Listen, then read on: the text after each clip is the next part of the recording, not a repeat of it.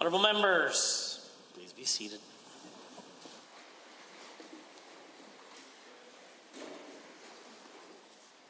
Introduction of visitors.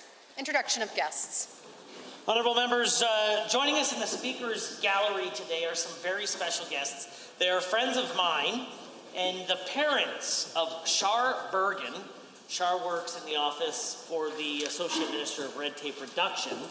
I hope that you will join me in welcoming Pat and Nick Barnett to the Assembly. During COVID last year, they reached several very important milestones, including their 90th and 80th birthdays, as well as their 60th wedding anniversary. And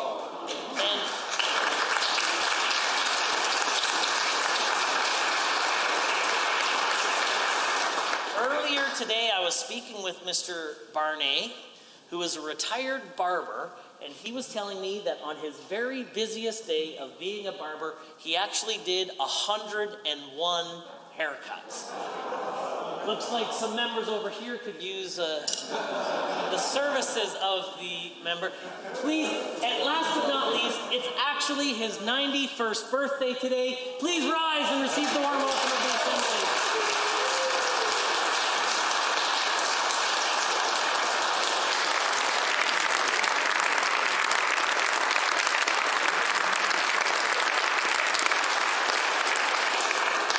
Also, honourable members, joining us in the gallery today is Heather Pendergeist and Blair Nielsen of Leading Influence. They are guests of the honourable member for Livingston McLeod, and also guests of the member for Fort Saskatchewan Vegreville, Babs at JE and Jumi at JE. Please rise and receive the warm welcome of the Assembly.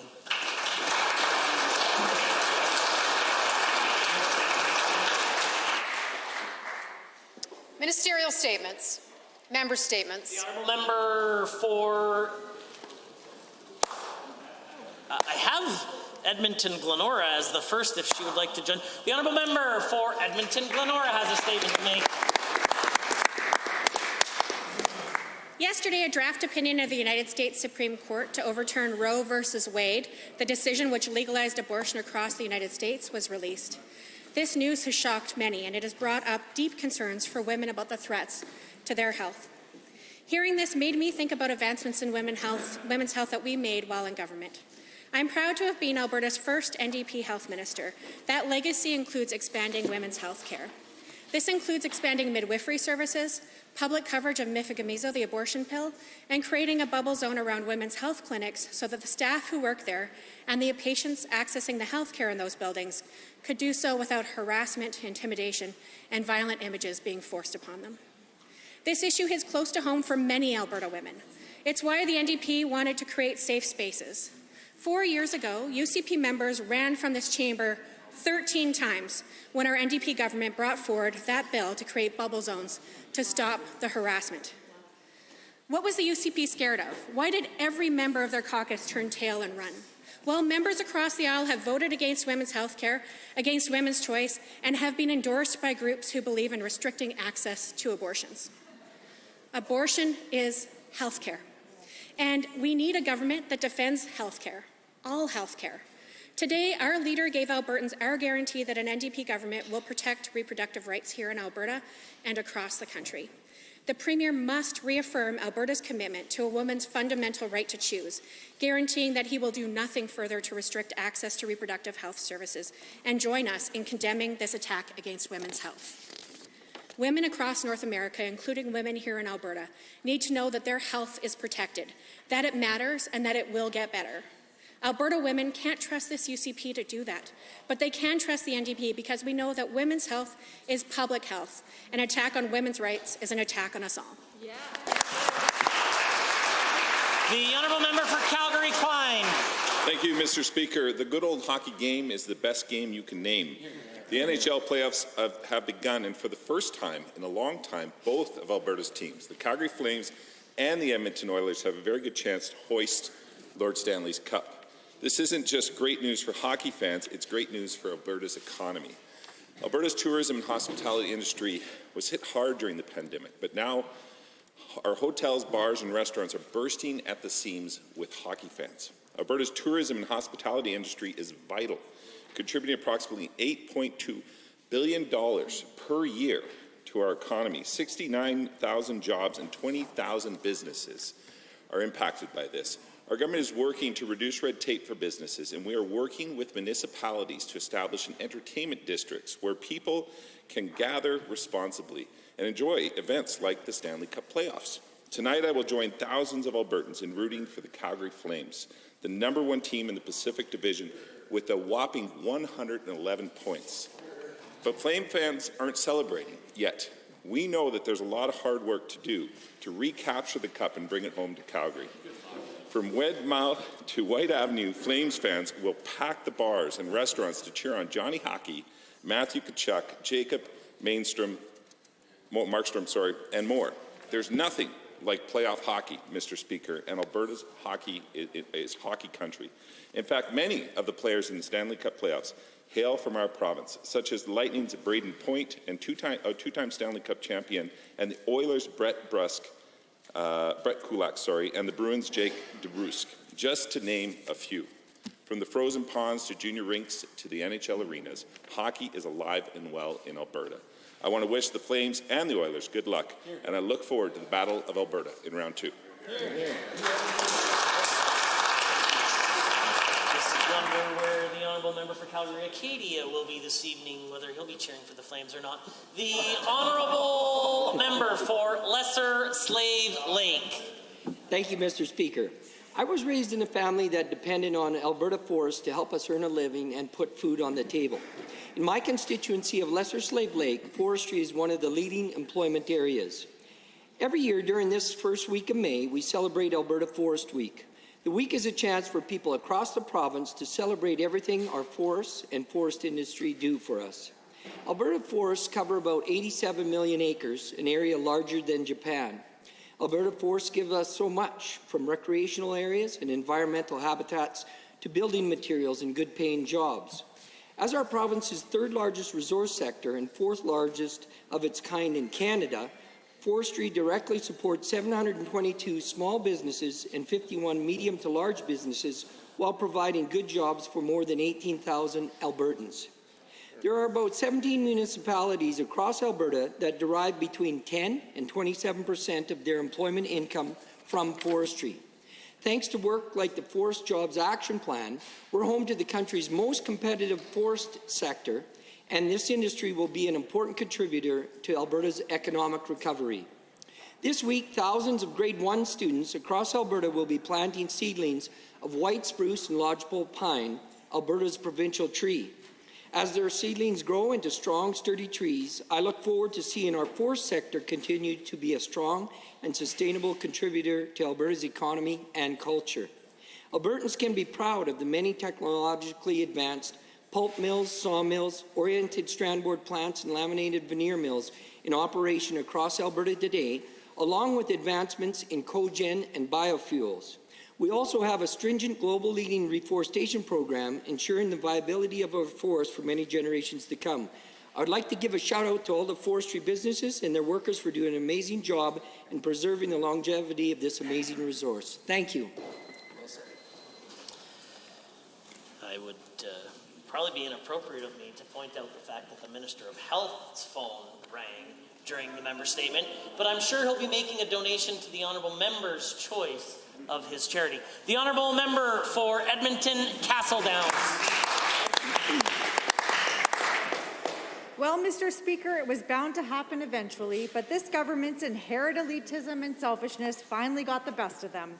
Albertans are struggling, dealing with the cost of living crisis created by the UCP, and when asked about its finance minister, had the audacity to blame them. Get a better job, says the finance minister, who spent his summer sipping whiskey on the Sky Palace with the Premier. Yeah. Get a better job, lectured the finance minister, who is personally hiking Albertans' income tax by $1 billion, using a sneaky trick the Premier once opposed. The finance minister, whose record is slashing benefits for seniors and disabled Albertans, hiking insurance costs, hiking utility rates, hiking income taxes, making life unaffordable for students, has zero credibility to tell people to get a better job when their lives could be improved simply with a competent finance minister. But this goes to the heart of this UCP government. The UCP, since day one taking office, has taken from Albertans to reward themselves. They cut the minimum wage of young Albertans, but then used taxpayer dollars for a private jet ride for their friends. And when asked about it, the Premier said he planned to do it again. They cut the supports that disabled Albertans used to survive, but then defended the Premier's friend who spent tens of thousands of dollars traveling to London's fanciest hotels. They refused to fund schools, leaving nearly 2,000 students in Edmonton without support, and then kicked back with Hawaiian vacations that the rest of Albertans were told to cancel. This government could charitably be described as out of touch, but in reality, it's much worse. This government is so entitled, it would make the Redford-era PCs blush. Albertans deserve better than a government that lives large while telling working families to do more with less. And after the next election, they'll have a chance to vote for a government that values them. Thank you. The honourable member for Tabor-Warner. Mr. Speaker, back in my office in Tabor, I have 3 pictures proudly displayed on the wall. These pictures show the purposeful and meticulous construction of Alberta's first legislative building. I've been coming to work here for 7 years, and I have to admit that I have sometimes lost my appreciation of the beauty and grandeur that surrounds us. In August 1907, just 2 years after becoming a fledgling province, hard-working Albertans put their shoulder to the wheel and got to work. Within just 4 years, in 1911, lawmakers were able to hold their first session as the paint dried on the newly constructed walls. Pioneers of the past knew full well that the foundation, in fact, all parts of the legislature, needed to be built with the best material and crafted with the greatest of care. In fact, Mr. Speaker, we have this great edifice today because of that purposeful work of our forefathers. Renewal of older buildings is a given as it faces the harsh winters and summer storms of Alberta. Mr. Speaker, building a province, a great province, follows similar principles. Our province continues to be built with great care and great vision. For the past 3 years, our government has purposefully renewed the foundation of our province. That made it the greatest place to raise a family, start a business, or get a well-paying job. That foundation, Mr. Speaker, is called the Alberta Advantage. Achieving prosperity, Mr. Speaker, is not a fluke, but instead, it is achieved through purposeful hard work. In the past 3 years, our government has reduced the corporate tax rate by 1/3, reduced red tape by 1/4, and flattened the curve on government spending, which has allowed us to table the first balanced budget in many years. People from all over the world are coming here again to benefit from the Alberta Advantage because, Mr. Speaker, Alberta has its swagger back. The honourable member for St. Albert has a statement to make. Politics are personal, and decisions made by government impact people's lives. The UCP made cuts to AISH and income support. Cutting by de-indexing wasn't enough for the UCP, so they systematically cut income support supplementals through a variety of policy changes. Let me tell you a couple of true stories. First one, we'll call him John. John has many issues, both physical and mental. As a result, he's unable to support himself. He receives income support to survive, and that means as a single person, he receives just over $900 a month. A person can't live on that. He used to receive additional shelter allowance of $300, and that small amount was often the difference between being homeless or not. In January of 2022, John was notified that he lost that $300, so he appealed. At that point, he had a 3-month reduction in his income.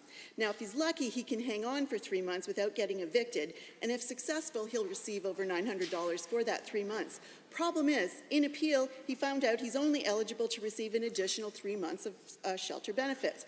Once again, he's at risk of acute homelessness. The cycle begins. Here's the kicker. He has to maintain his residence throughout. Another one, let's call him Stephen. Stephen's had a difficult, painful life and now relies on income support to live. He's trying to make changes. He lives at a sober living facility and he's trying to stay there and heal, but CSS is telling him they don't do additional shelter benefits anymore. The UCP have systematically attacked low-income and disabled Albertans by cutting poverty-level benefits, introducing ableist policies, while boasting that AISH and income support are the most generous in Canada. That is not true. I urge this government to re-index benefits and stop this speeding train of ableist policies that are inflicting harm all over this province. Thank you. The honourable member for Sherwood Park is next. Thank you, Mr. Speaker. In March of this year, the federal government finally did something I agree with. I know, shocking, right? They banned the import of Russian conflict oil. That was the right thing to do. That being said, Mr. Speaker, I was surprised to see the federal Liberals ban Russian conflict oil. Buying and using foreign conflict oil from corrupt and oppressive countries is straight out of the Liberal playbook. Countries such as Saudi Arabia and Venezuela provide Canada with billions of dollars worth of conflict oil, while everyday Albertans are shoved into the corner and told that our oil is dirty. What a complete slap in the face, Mr. Speaker. It has been proven that Alberta oil development follows the strictest environmental guidelines. Furthermore, Alberta and its energy sector engage in meaningful dialogue with Indigenous communities to ensure minimal disturbance to their lands, and their communities can prosper from the wealth gained from selling clean Alberta oil. Do you think Saudi Arabia, a country that does not respect human rights, follows strict environmental guidelines for their oil development? Do you think authoritarian Venezuela considers the rights of Indigenous people when extracting oil? The answer is no, Mr. Speaker. The double standard is disrespectful to what this province has done for this nation. And I, like so many other Albertans, am angry. And now that Russia is beginning to shut off energy flow to Europe, Alberta must be allowed to step up to the plate to ensure clean, ethical oil is allowed market access. Alberta's destiny, Mr. Speaker, is to be the arsenal of energy security globally this century. Unfortunately, I am afraid that the Trudeau Liberal NDP alliance, with their delusional Green Left agenda, won't see or support this vision. Here's to hoping that I'm wrong, Mr. Speaker. The honourable member for Athabasca Barhead Westlock. Mr. Speaker, agriculture is an important part of Alberta. It is a key industry that contributes significantly to the economy of our province. But beyond economy, Alberta's agricultural industry is reflective of a way of life.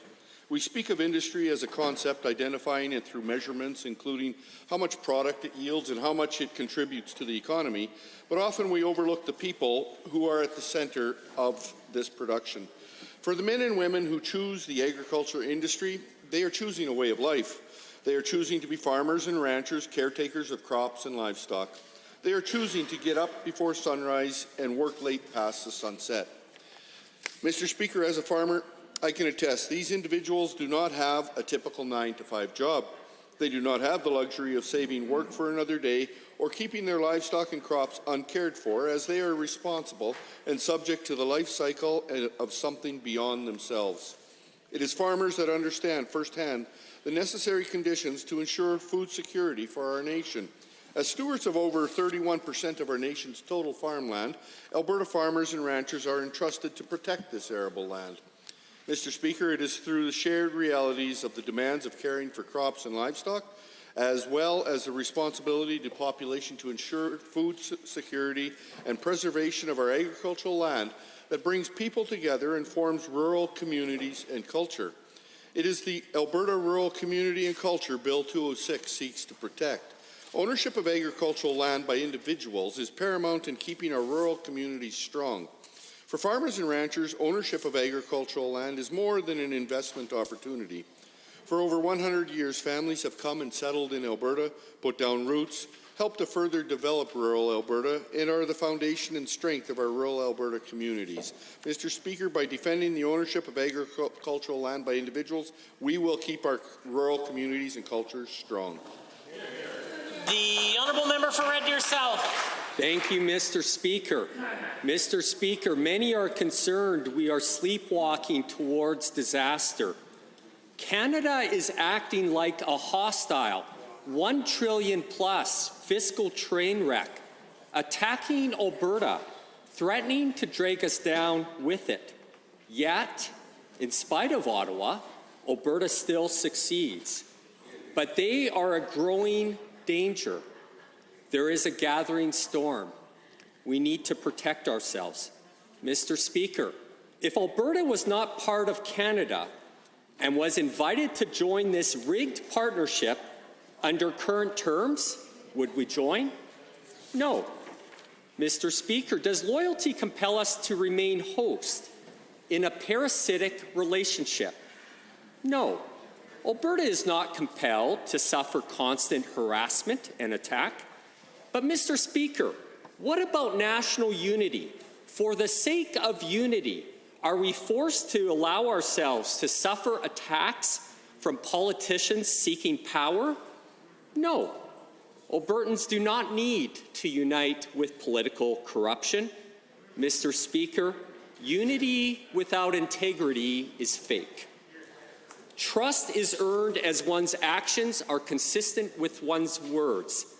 There is too much over-promising and under-delivering. The concept of fair deal needs to be more than a political slogan. Mr. Speaker, Alberta has the potential to be the most free and prosperous nation on earth. What is holding us back? If one is not fair, how does one insist on fairness? If one is not accountable, then how does one insist on accountability? Alberta is a land of freedom and prosperity. We must be vigilant to keep it that way. Thank you. Honourable members, the time is 1:50, and that makes it oral question period. And the Leader of Her Majesty's Loyal Opposition has question 1. Mr. Speaker, in the last election, the UCP made big promises about jobs and economic growth. But even before the pandemic, investment dropped, our economy shrank, and 50,000 full-time jobs were lost. Then the pandemic hit, and Alberta had the worst performing economy in Canada. Desperate for some kind of spin, the Premier then promised us we would lead the country in 2021. Only for us to discover yesterday that we actually finished 6th. 9th, if you include the territories. Can the Premier explain how it is he got it so wrong? The Honourable the Premier. Yeah, Mr. Speaker, it's the NDP that got it so wrong. When they raised income taxes on Albertans, when they raised taxes on Alberta employers, when they imposed the job-killing carbon tax, when they attacked our energy industry, when they asked Justin Trudeau to cancel Northern Gateway, when they cheered on the death of Energy East, when they opposed Keystone XL, Mr. Speaker, tens of billions of dollars of investment fled Alberta. We ended up with a jobs crisis, an $8 billion structural deficit. This government has turned that around, leading this year Canada in economic growth, a balanced budget, and tens of billions of dollars of job-creating investment. Hear, hear. The Honourable Leader of the Opposition. He promised we'd be first. We came in 6th. Now, yesterday, the Premier also claimed Alberta's tech sector was the fastest growing in North America. Let's check that.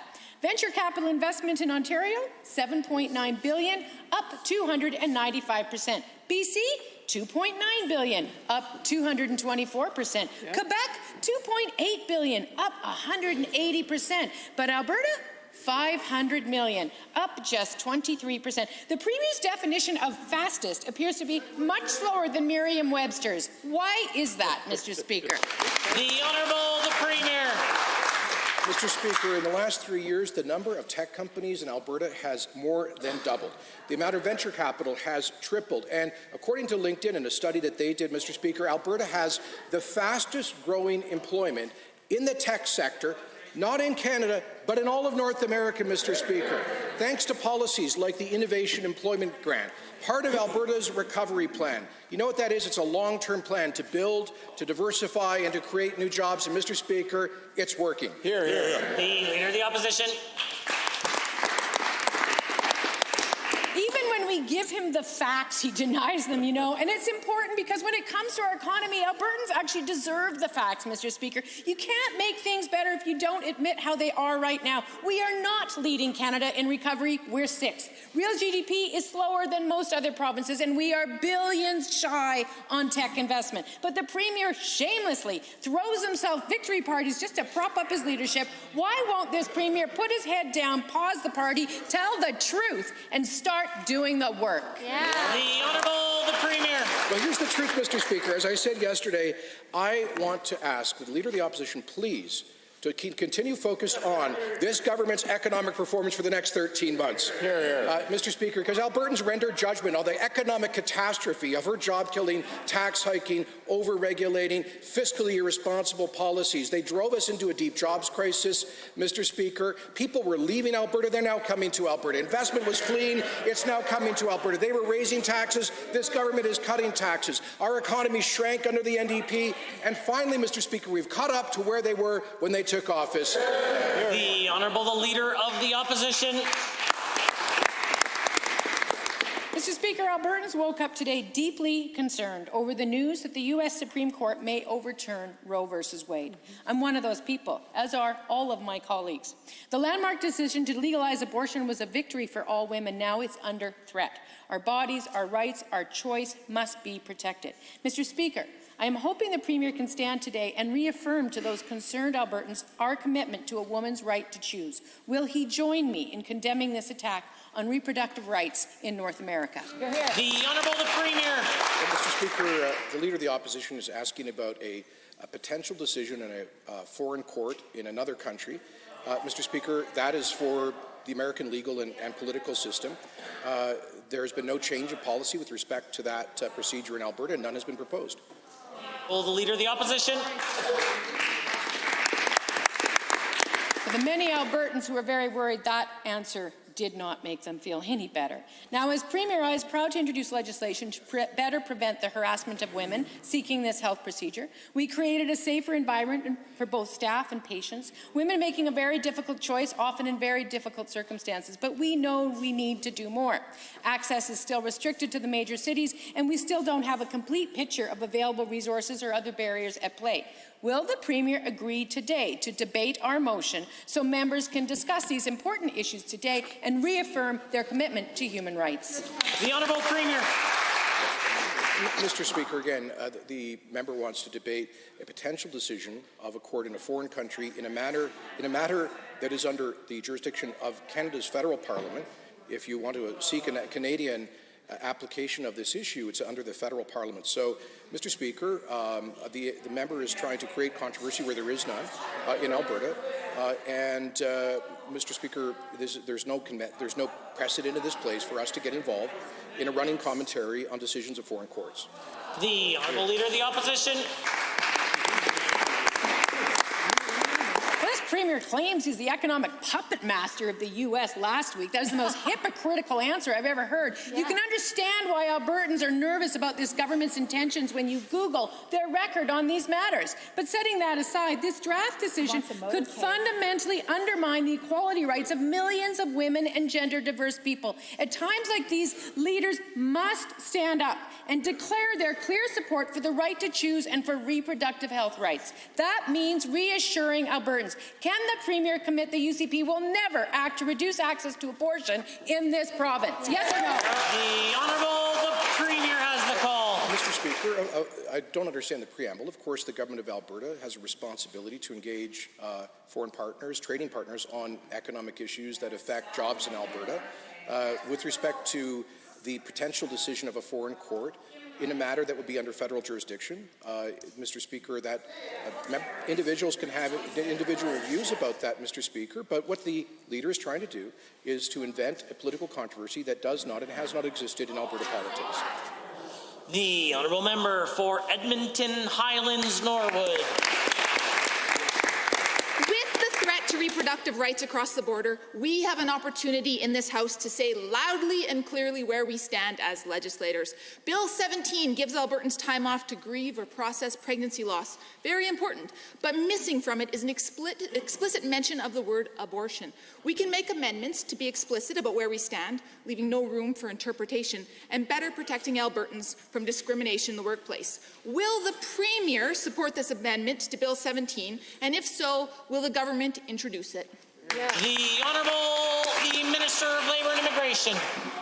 Thank you, Mr. Speaker. Mr. Speaker, there will be an amendment to Bill 17. The Honourable Member for Edmonton Highlands Norwood.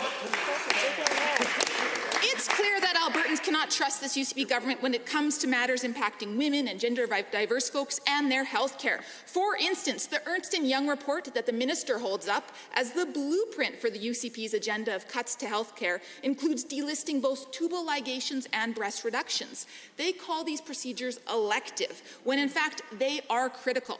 So to the Premier, why is a vasectomy considered essential, but getting tubes tied is considered elective? Aren't both of them critical health procedures? The Honourable the Minister of Health. Thank you, Mr. Speaker. And in regards to the statement made that we're delisting services, Mr. Speaker, that is simply not the case. Mr. Speaker, we are investing in our healthcare system. We are spending $600 million this year, $600 million next year, $600 million the year after that. $1.8 billion over 3 years, Mr. Speaker. We're investing in capacity, across our entire system, EMS, within our acute care system. Also, we're investing in more spaces in our continuing care, Mr. Speaker. Mr. Speaker, we're focused on delivering health services for Alberta, and that's exactly what we'll do. The honourable member for Edmonton Highlands Norwood. Fascinating that this minister talks about increasing capacity and expanding services for rural communities when there are 8 Alberta communities right now where obstetric care has been seriously impacted, including Whitecourt, Rimbey, Lac-La-Biche, to name a few. That's a serious problem stemming from the UCP's mismanagement of the pandemic and their ongoing fight with doctors. Simple question to the Premier. Does he know how much further someone from Rocky Mountain House now has to drive in order to give birth? And if he doesn't, should he maybe go find out and fix it? Yeah. The Honourable the Minister of Health. Mr. Speaker, I've spoken in this House many times in regards to the challenges in rural Alberta that we're facing in regards to healthcare professionals. We've spoken in regards to obstetrics. That's incredibly important. And Mr. Speaker, we are addressing those. We are investing in our building healthcare capacity across our entire province. In particular, we're investing $90 million last year, another $90 million this year to be able to get more doctors to be able to offer these services. Unfortunately, certain services in obstetrics have been shut down in a few areas for a few days, but we are actually getting more services there. We're hiring more individuals, and we're going to deliver for Albertans. The Honourable the Member for Edmonton City Centre. Mr. Speaker, yesterday 34 members of the UCP voted to kill Bill 204, the Anti-Racism Act, legislation to establish a framework for the collection of race-based data to address inequities in provincial programs and services. Now, Bill 204 was introduced on March 24th, but it was only yesterday, 6 weeks later, that government members stated they were working on their own bill to get this done. Yet currently there's nothing publicly available about that, not even a footnote on the Anti-Racism Advisory Council webpage or any information about consultations. Can the Premier please tell this Assembly where Albertans can find information on these consultations and how racialized communities, the public, can participate before decisions are made? The Honourable the Minister of Labour and Immigration. Thank you so much, Mr. Speaker. Mr. Speaker, the Alberta Anti-Racism Advisory Council concluded a report, sent it to government. Out of 48 recommendations, about 22 have so far been implemented. Mr. Speaker, the rest of that particular report also includes race-based data collection. That whole process is working through Cabinet Committee, and I look forward to coming back to this Assembly in a future date. The Honourable the Member for Edmonton City Centre. Mr. Speaker, Bill 204 was voted down as similar legislation was introduced in BC, a bill rooted in a consultation process started over a year ago that requires robust consultation with Indigenous and other racialized communities before establishing data standards, just like Bill 204. Now, to date, this government has made no public mention of holding consultations on this issue, not in the Assembly or at a news conference or even on social media, not until Bill 204 was introduced. If indeed the government has already begun this work, can the Premier please provide some details? How many consultations have taken place? How many more are planned?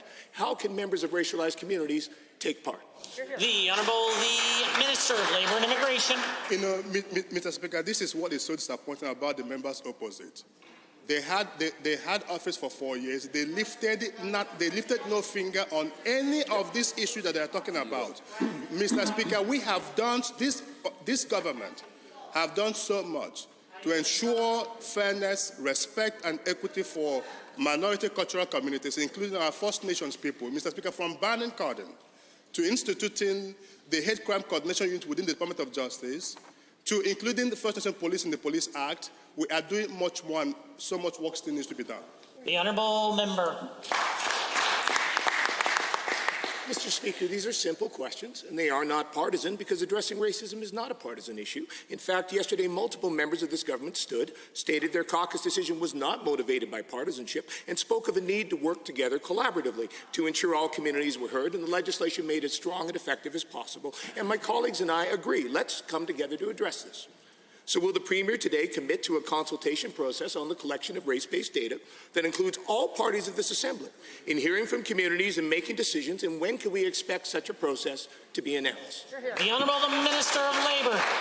Mr. Speaker, the answer is yes. We would consult, and we are consulting. I am proud of the consultation that the Associate Minister of Immigration and Multiculturalism continues to do in all of our communities from in every region of this province, and I look forward to all of that particular work so that we can come together to put forward a bill that actually speaks to the needs of the community, not a partisan tool.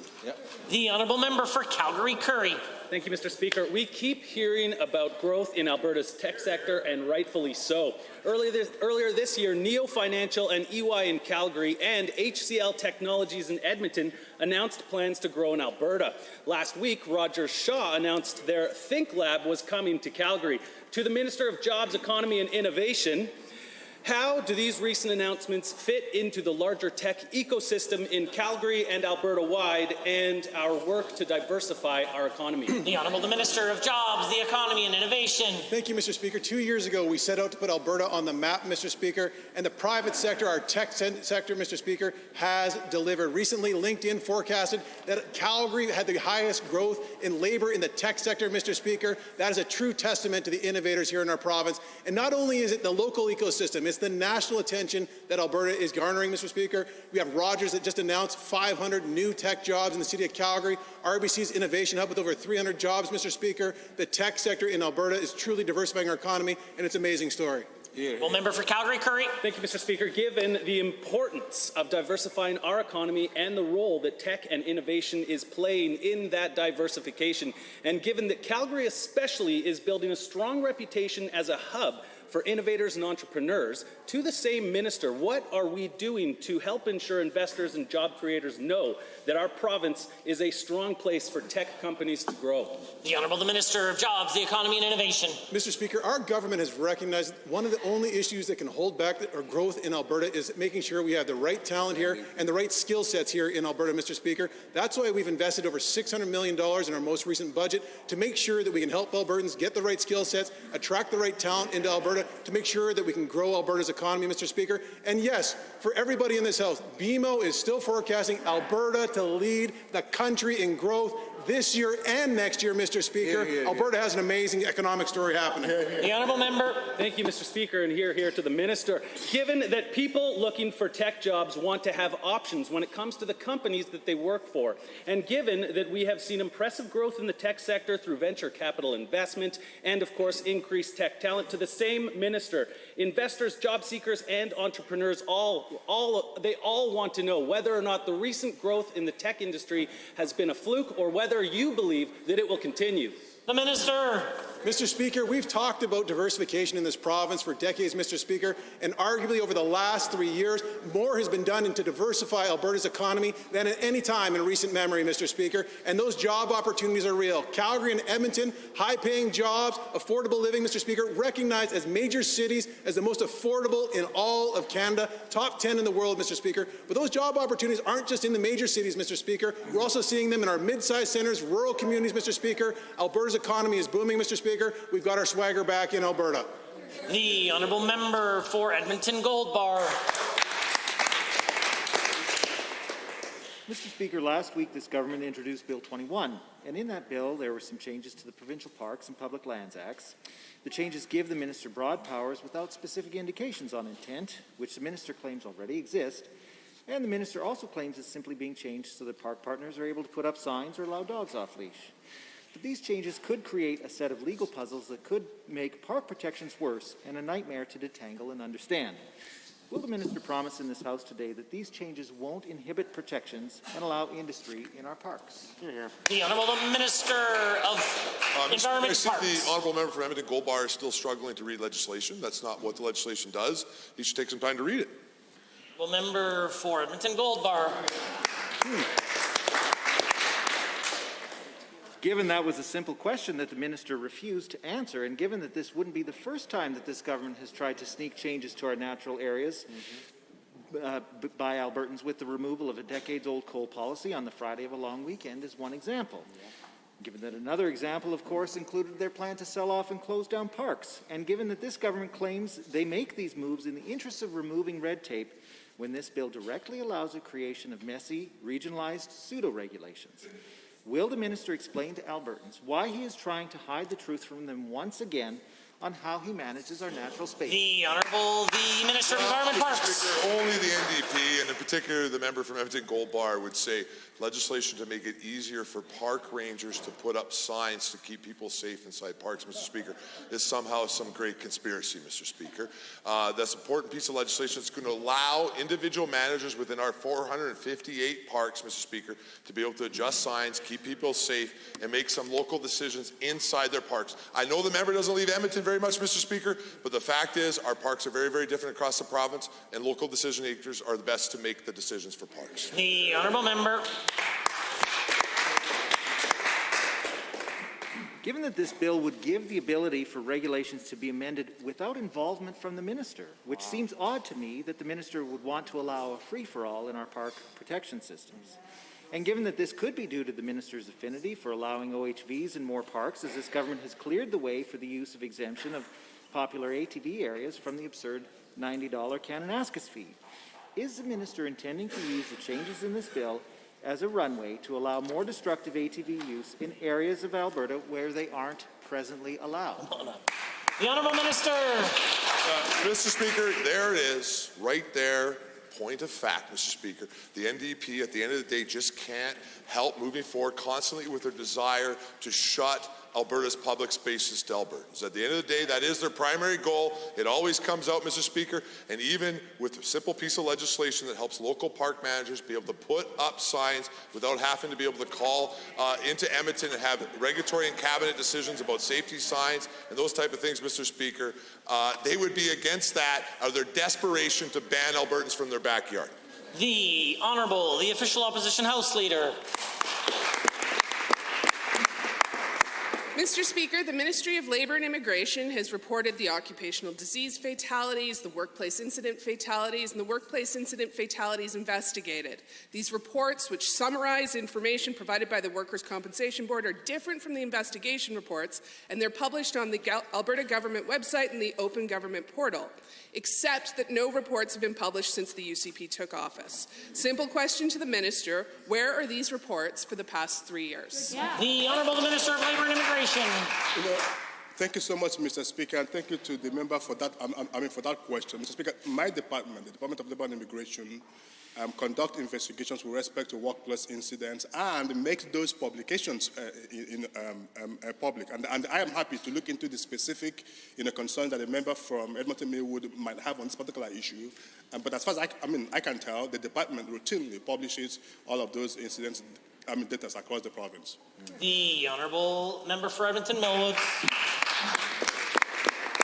Given that last week Albertans paused to remember the lives lost in workplace incidents and illness on National Day of Mourning, and given that in 2021, 178 Albertans were killed because of their work, including 31 due to COVID-19, and given this is the highest year of workplace fatalities in Alberta since 2013, to the Minister, I appreciate you looking into this. Fatality investigation reports have been published, but these summary reports have not been published in the past 3 years, and I would certainly like his insight as to why they have not been published. The Honourable Minister of Labour and Immigration. Mr. Speaker, it is always tragic to see the loss or the death of fellow citizens in the workplace. And that is why the focus of this government from day one has been to ensure that our various workplaces are safe for Albertans so that they can go to work and come back to their families in peace and quiet. And I am looking forward to continue the good work that my predecessors have done to ensure that Alberta's workplace is safe for all Albertans. The Honourable Member. Given that workplace fatalities are preventable, and given that this UCP government has made substantial amendments to labour and workplace safety regulations that do not improve workers' safety, and given that the 2021 report on workplace fatalities and injuries from the University of Regina found that Alberta has one of the highest rates of workplace fatalities in Canada, to the Minister, what actions is this government going to take to prevent the deaths of workers in Alberta, and be specific, because this is a matter of life and death? The Honourable the Minister. Mr. Speaker, this province has a world-renowned program called the Certificate of Recognition. by which the government works with employers and occupational health and safety partners to make sure that modern practices around safety are there in the workplace. And I am proud of the work that the department have done with health and safety partners, especially when it comes to the certificate of recognition. The Honourable, the member for Central, Pease Notley. The data shows that Alberta experienced higher than average mortality in 2021. Sadly, approximately 3,600 people, more than the expected average, passed away. Of that total, approximately 2,100 of those were attributed to COVID. Therefore, we have at least 1,500 that are not yet explained. We saw rates of young and middle-aged people dying that far exceeded normal rates. Albertans are extremely concerned that this Premier has presided over such a rise in mortality. Can the Minister explain the cause of these 1,500 non-COVID deaths? The Honourable, the Minister of Health. Well, thank you, Mr. Speaker, and thank you to the Honourable Member for the question. Mr. Speaker, my heart goes out to anyone who's lost a loved one. It's been a very challenging time over the last 2 years, as the Honourable Member mentioned, the number of deaths attributed to COVID. And this is something that we're not only dealing with as a province, but we're dealing with as an entire country, as an entire world. And Mr. Speaker, we continue to focus on providing protections to Albertans through vaccines, Mr. Speaker, through adding capacity into our healthcare system to be able to provide Albertans with the healthcare that they need, and also through education, Mr. Speaker. The Honourable Member for Central Peace Notley. Given that this Premier has failed on the mental health and addictions file, with substance abuse death rates twice as high as before restrictions, and given that thousands of Albertans, primarily young people and working-age males, have died during the past 2 years, with the last 20 months having been the deadliest for substance abuse, and given Albertans are very aware of COVID statistics, but most remain woefully unaware of rising addiction and mental health mortality numbers. So how exactly can the Premier be in power for 3 years, claim that 90% of the platform commitments have been upheld, but every failing is still someone else's fault? The Honourable, the Associate Minister of Mental Health and Addictions. Thank you very much, Mr. Speaker. Yes, the COVID-19, amongst other variables, have had a huge impact on mental health and addiction throughout Alberta, and not just Alberta, but throughout Canada and, in fact, North America. And that's why, Mr. Speaker, we are committed to the 8,000 spaces that we've created to help people with addiction and mental health issues. We're committed to 5 world-class therapeutic communities. We're committed to the virtual opioid dependency program, a award-winning program that provides same-day treatment to anybody who wants evidence-based medication. Thank you, Mr. Speaker. The Honourable Member. Given that AHS measures show that as the Premier was celebrating the best summer ever, the healthcare system was performing worse than ever, and given that even with COVID hospitalizations at a seasonal low last summer, wait times across the board were worse than when this government started, for everything from emergency departments to most benchmark surgeries and children's mental health access. And given that billions more were spent on healthcare with no discernible result or increase in capacity, at what point will the Premier stop blaming COVID for his own failures to manage and actually improve the healthcare system? The Honourable, the Minister of Health. Thank you, Mr. Speaker. Mr. Speaker, as said many times in the chamber, we are investing record levels into our healthcare system. And, Mr. Speaker, we are actually getting some results. I was pleased a couple of weeks ago to announce that the chartered surgical facility contracts with in ophthalmology, cataract surgeries, Mr. Speaker, and we've made tremendous progress over the last year, Mr. Speaker. By using CSFs during the worst part of COVID, we were able to catch up on surgeries. We dropped median wait times from 18 weeks to 10 weeks, Mr. Speaker. That's still too long, and we still need to get them down, but we're continuing to work on it. We took the number of surgeries from roughly 19,000 to 9,000, Mr. Speaker. That's just the beginning, and we're going to get caught up on surgeries. Honourable Member for Edmonton Riverview is next. In March, researchers at the University of Calgary published their findings on the economic impact of supervised consumption services in Calgary.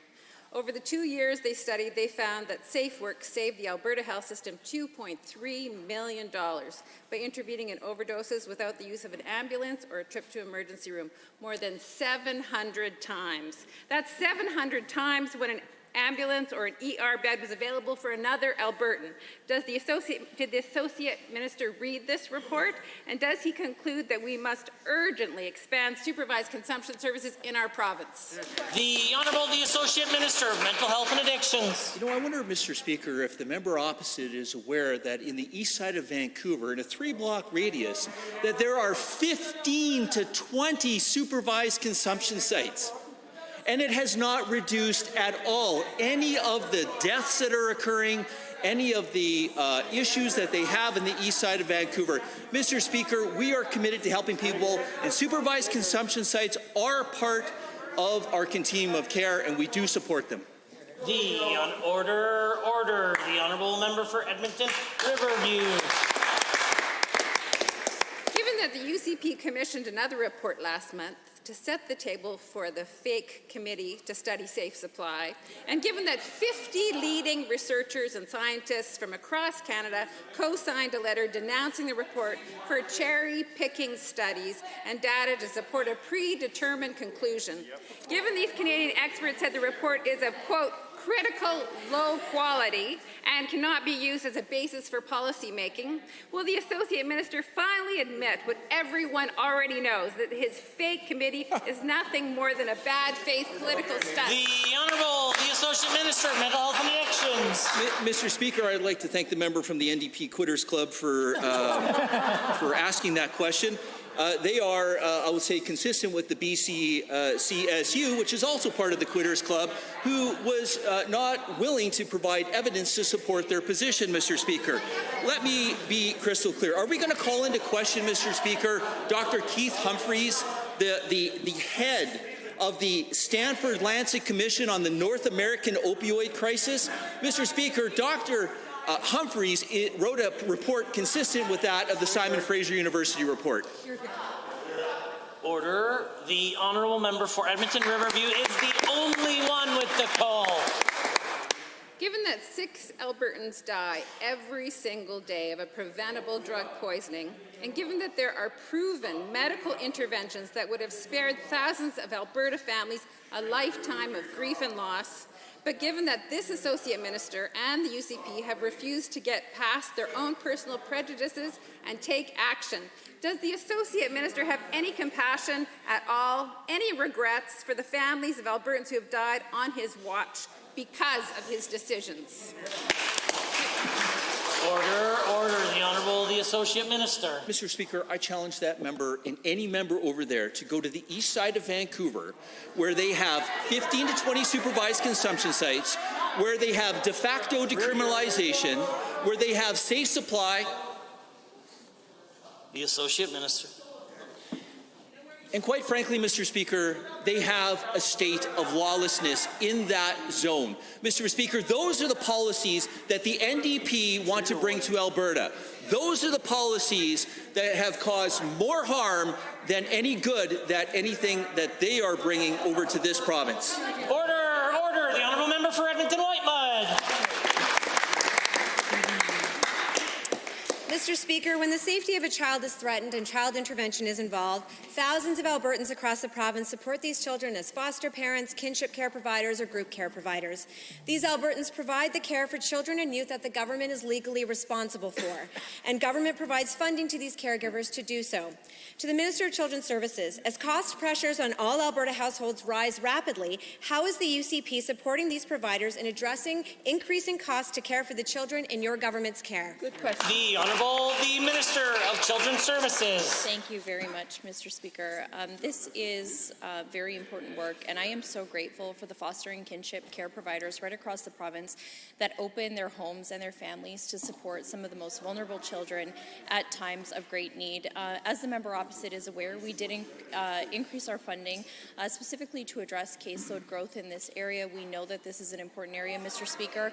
We have continued to increase the child intervention budget, unlike the members opposite, and we'll continue to listen to what we hear in pilots like we're doing on kinship care. The Honourable Member for Edmonton Whitemud. Given that, like for all other Albertans, the costs of groceries, heating, electricity, insurance have skyrocketed for foster, kinship, and group care homes, and given that the maintenance fees for these providers have not been increased for more than 3 years, putting more pressure on these Albertans who support children and youth in government care, and given that the UCP has denied a request from providers in December for one-time funding of $200 per child to help pay for groceries and heating costs, can the Minister of Children's Services please answer why the UCP's balanced budget has no help in it for the children in their care? Yes. The Honourable Minister of Children's Services. Mr. Speaker, the member opposite is again mistaken. The child intervention budget does continue to increase every single year under this government. Unlike the members opposite, Mr. Speaker, who left child intervention underfunded even after an all-party panel on child intervention, we continue to take the feedback that we receive. Order. Much more helpful for the overall decorum in the Assembly if members kept their conversations across the bow to a minimum. The Honourable Minister. Thank you very much, Mr. Speaker. We'll continue to listen to the feedback that we received. One good example is like kinship families, Mr. Speaker. These are very unique situations. We know that when a family is placed in an emergency, or a child is placed in a family in an emergency situation, they need additional supports, and we're providing those. The Honourable Member for Edmonton-Whitemud. That is not what providers have been told, given that these cost pressures are not going away anytime soon, and given that these same providers have been told there will be no increases in maintenance fees now or in the foreseeable future, and given that it is appalling that the government, who is legally responsible for these children, refuses to ensure there are adequate funds to pay for their groceries, can the Minister of Children's Services please explain to this Assembly how she expects these foster, kinship, and group homes to feed children in their care? Will they be expected to go to food banks or ask for donations from their neighbours? The Honourable Minister. Thank you very much, Mr. Speaker. Sorry, with all of that, I wasn't able to finish my last answer. So I do want to go back and just explain some of the areas where we do provide or we make changes based on the feedbacks that we receive. One example is in kinship care. We know that these are emergency placements, Mr. Speaker. And one of the things we heard is that families do struggle to access basic supports that they need. And so we, in fact, moved up the payments that we provide to kinship care providers, $900 immediately, so families can buy whatever they need to support the child in their care. The Honourable Member for Grand Prairie. Thank you, Mr. Speaker. Last week, this Assembly passed Bill 13, the Financial Innovation Act. It's essential for our government to create an investment-friendly environment to position Alberta as a place for growth, delivering jobs and renewing our economy, and we remain committed to that goal. Given that Bill 13 provides the government the ability to establish a regulatory sandbox for industry to explore innovation in financial products and services here in Alberta, to the Minister of Finance, how will Bill 13 assist in attracting investment into Alberta? And further, can you explain the types of financial services and products Albertans can expect to see as a result? The Honourable the Minister of Finance. Well, thank you, Mr. Speaker, and to the member for the question. Mr. Speaker, with the passage of Bill 13, Alberta would be the first province in Canada to establish a regulatory sandbox for financial services products. Mr. Speaker, this will attract fintech companies as they will be enabled to offer new, innovative, novel products to Alberta consumers in a time-limited fashion, in a safe fashion. Mr. Speaker, Alberta already employs over 63,000 folks who work in the financial services sector. This will expand that sector. The Honourable Member for Grand Prairie. Thank you, Mr. Speaker, and through you to the Minister for his answer. Given that the Financial Innovation Act is set to be the first of its kind in Canada in the fintech space, and further given that this act would enable innovators to be exempted for up to 2 years from select rules and regulations, but would still limit them to the guardrails provided by the regulatory sandbox, to the same minister, what safeguards are being put in place to protect consumers while fostering innovation and investment? And how will the privacy and safety of Albertan citizens be ensured throughout the exemption period? The Honourable the Minister of Finance. Well, thank you, Mr. Speaker. Each applicant would have to meet specific criteria to qualify for the regulatory sandbox. Additional terms, conditions, and restrictions will be imposed depending on the product to ensure these companies are testing their products in a safe and sound manner. Mr. Speaker, we're confident that our approach is the right balance between providing additional flexibility for companies to offer new and novel products and services and ensuring the safety and protection of Alberta consumers. The Honourable Member. Thank you, Mr. Speaker, and again through you to the Minister for that answer. Understanding Bill 13, now passed, will create this regulatory sandbox for fintech industry players as soon as July 1st of this year. And given that one of the criteria for applicants to participate in the sandbox is proof of physical presence in Alberta to maintain eligibility, again to the Minister of Finance, are there companies expected to relocate to Alberta this summer as a result of this provision? And if so, how long will they have to establish residency? And how many jobs are expected to be created as these companies relocate here? The Minister of Finance. Well, thank you, Mr. Speaker. Yes, we do. We've already received great interest around Bill 13, enabling a regulatory sandbox for financial services and FinTech products, Mr. Speaker. Last year, we engaged the industry broadly. FinTech companies that were players already in the province of Alberta, they were very supportive of this initiative. We know that this will spur on activity within the province. We know that this will also attract other companies from outside the province of Alberta into Alberta. This will expand financial services, further diversify the economy, further offer new job opportunities. The Honourable Member for Edmonton Northwest. Thank you, Mr. Speaker. Last year, the town of Athabasca hired long-term UCP insider Hal Danchilla to help them with their campaign to keep Athabasca University in Athabasca. Danchilla was a co-chair of the Premier's election campaign. This is just another example of pay-to-play politics. If you want help from this government, you need to pay their friends. Handsomely sometimes. To the Minister, can he tell us why he didn't take any action to help the town of Athabasca until they hired the government's close friend to take up their cause? The Honourable the Minister of Advanced Education. Mr. Speaker, I appreciate the question. Of course, the issue with Athabasca University is one that stems a number of years and, of course, requires a very thoughtful response. And that's why we've been working very closely with the university and the town and other interested parties to make sure that we develop a solution that is unique to the environment, one that will enable and allow Athabasca University to succeed as Canada's online university, while at the same time creating job opportunities and bringing in employment to the town. The Honourable the Member for Edmonton Northwest.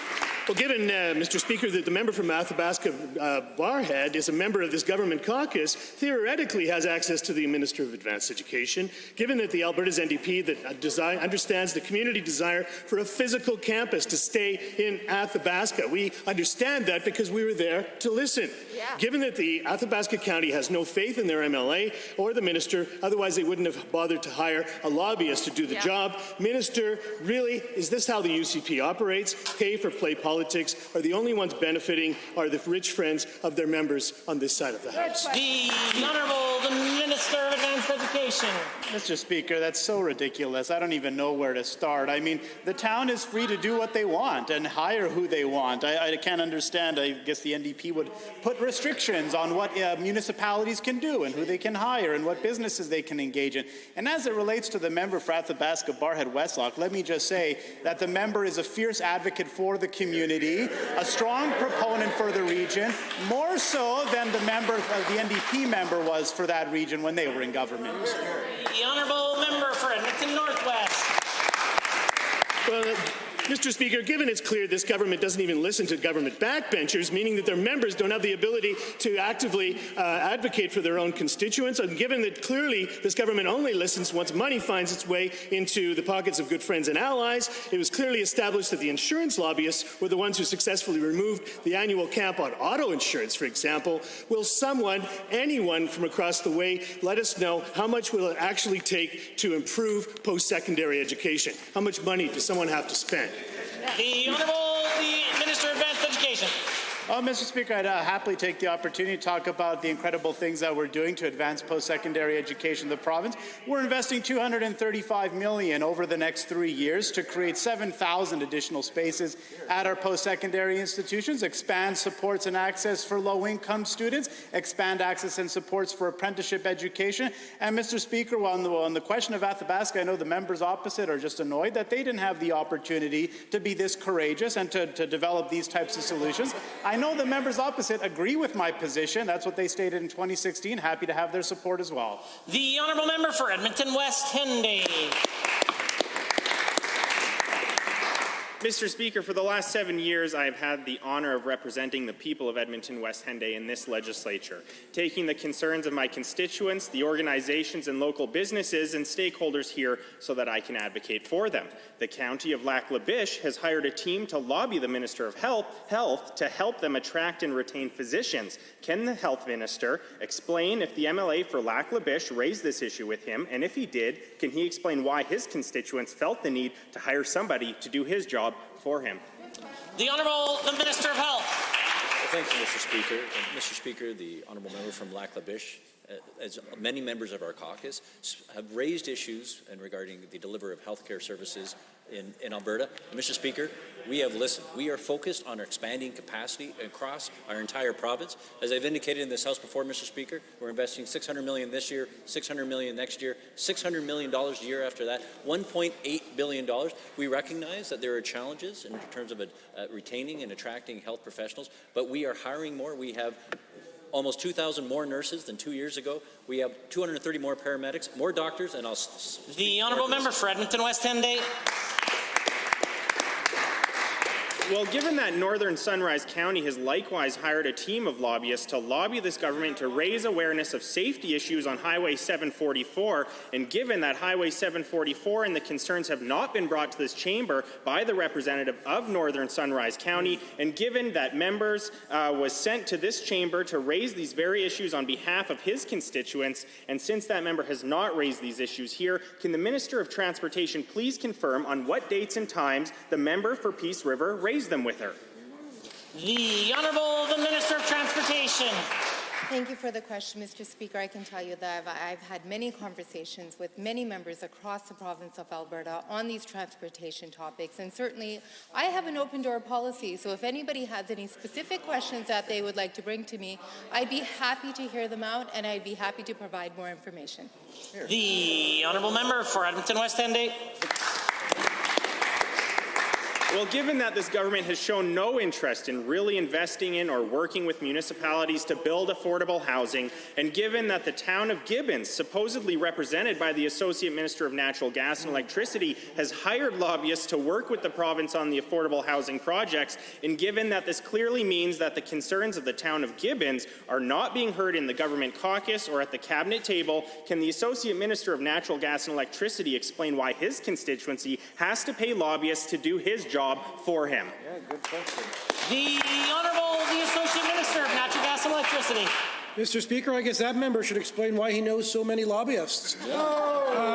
Quite frankly, Mr. Speaker, it's not clear to me what the member is talking about. I'm the Associate Minister of Natural Gas and Electricity. If he has any questions on that, happy to answer them. If he wants to speak to any lobbyists, he should call them. The honourable member for Fort Saskatchewan-Vegreville. Thank you, Mr. Speaker. Our government is preparing for a lower emission future, and increased hydrogen production will play a big part in our path to economic recovery. To this end, our government released the Hydrogen Roadmap in November of 2021. This roadmap outlines a plan for our province to build a provincial hydrogen economy by becoming a major supplier of clean hydrogen to global markets. Can the Associate Minister of Natural Gas and Electricity please advise this House on how increased hydrogen production can help Alberta reduce emissions? The Associate Minister of Natural Gas and Electricity. Thank you, Mr. Speaker. Hydrogen is the most abundant element in the universe. In fact, 3/4 of all matter is made up of hydrogen, Mr. Speaker. And the best part is, at combustion, hydrogen releases zero emissions. So when you capture the carbon and you have clean hydrogen, Mr. Speaker, and you incorporate it into things like mobility and heat and power, industrial uses, such as we're proposing in the hydrogen roadmap, it gives you the opportunity to significantly reduce emissions. In fact, we're forecasting we're going to reduce emissions by 14 million tons by 2030. The honourable member for Fort Saskatchewan-Vegreville. Thank you, Mr. Speaker, and thank you, Minister.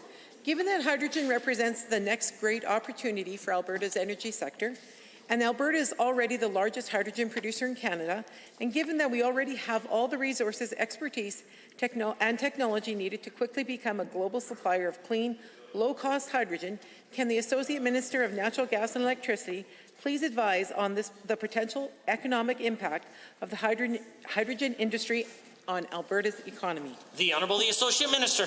Thank you, Mr. Speaker. Hydrogen has the potential to be a $2.5 to $11 trillion industry, 360,000 jobs by 2050 in Canada. Mr. Speaker, we're going to get as many of those jobs and much of that investment into Alberta as we possibly can. Thank you. The Honourable the Member for Fort Saskatchewan-Vegreville. Thank you, Mr. Speaker, and thank you again to the Minister. Given that Alberta has all the tools to be a global leader in the hydrogen industry, including a skilled workforce, reduced red tape, and low corporate tax rate, and given that Alberta's industrial heartland already plays an important role in our energy industry, and given that we have many carbon capture and storage facilities in my riding of Fort Saskatchewan-Vegreville, can the Associate Minister of Natural Gas and Electricity advise what impact the emerging hydrogen industry will have on the industrial heartland? The Honourable the Associate Minister. Thank you, Mr. Speaker. The industrial heartland is poised to be a huge player in our hydrogen economy. In fact, we've seen $4 billion investment announcements in hydrogen in the industrial heartland alone. It's going to mean jobs. It's going to mean investments. Mr. Speaker, we're proud of the work that we're doing in hydrogen, and we're going to keep doing that. The Honourable Member for Spruce Grove Stony Plain. Thank you, Mr. Speaker. Thank you.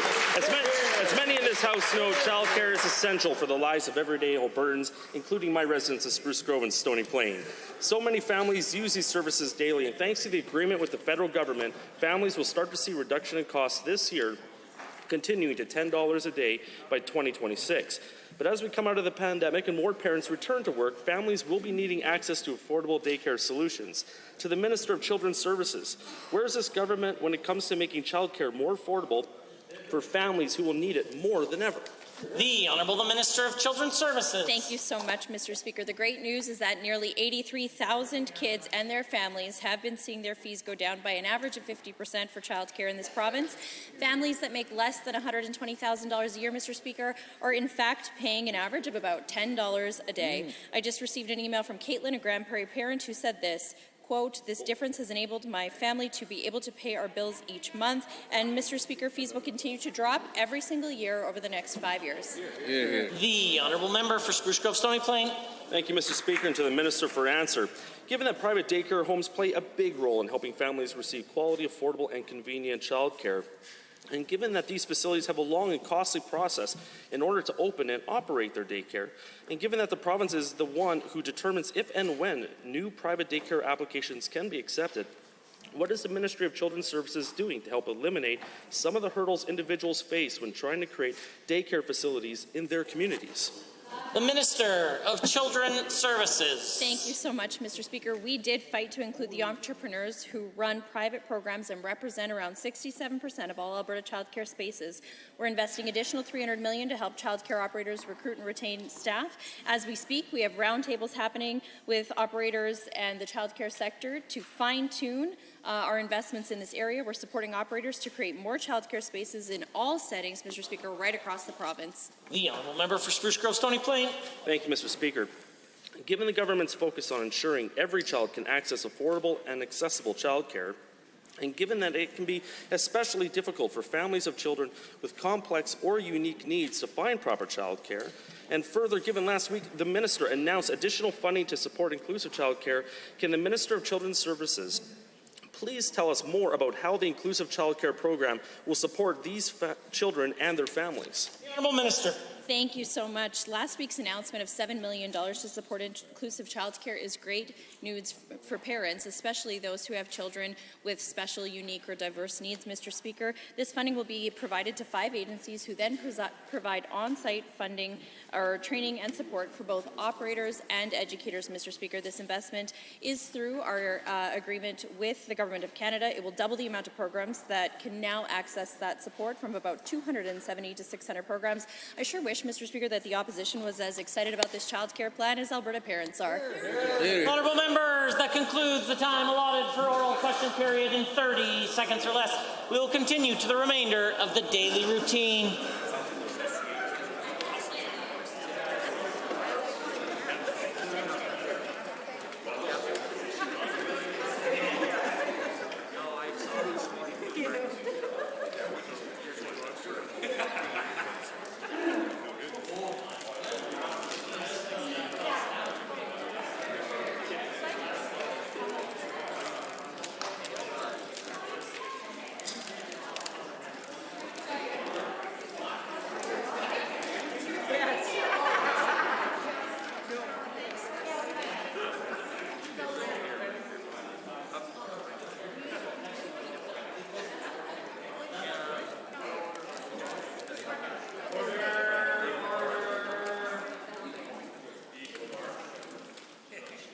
Presenting reports by standing and special committees. Presenting petitions. Notices of motions. The honourable member for Edmonton Highlands Norwood. Mr. Speaker, I rise to give notice that at the appropriate time, under Standing Order 42, I intend to move the following motion. Be it resolved that the Legislative Assembly acknowledge that on May 2, 2022, a leaked draft decision of the United States Supreme Court indicates that the court intends to overturn its decisions in Roe v. Wade and Planned Parenthood v. Casey, and the reversal of these landmark judicial decisions would fundamentally erode reproductive rights and access to health services for women in North America. Be it further resolved that the Legislative Assembly condemn any decision of the United States Supreme Court that would limit reproductive rights and affirm that access to reproductive health services, including abortion services, is a fundamental right and freedom of all women in Alberta. With that, It's okay. Just hand in your copies. Taking returns and reports. Honourable members, are there tablings? Seeing none. Tablings to the clerk. Go ahead.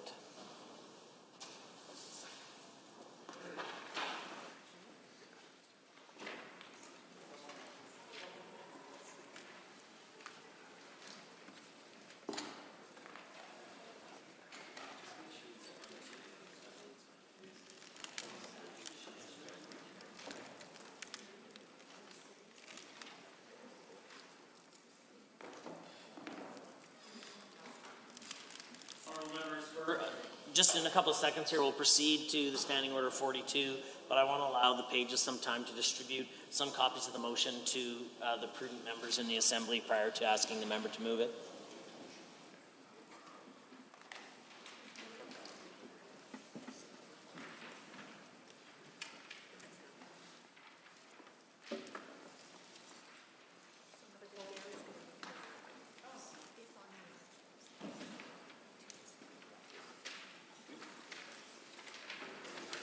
Honourable members, there was no points of order today, so we will immediately proceed.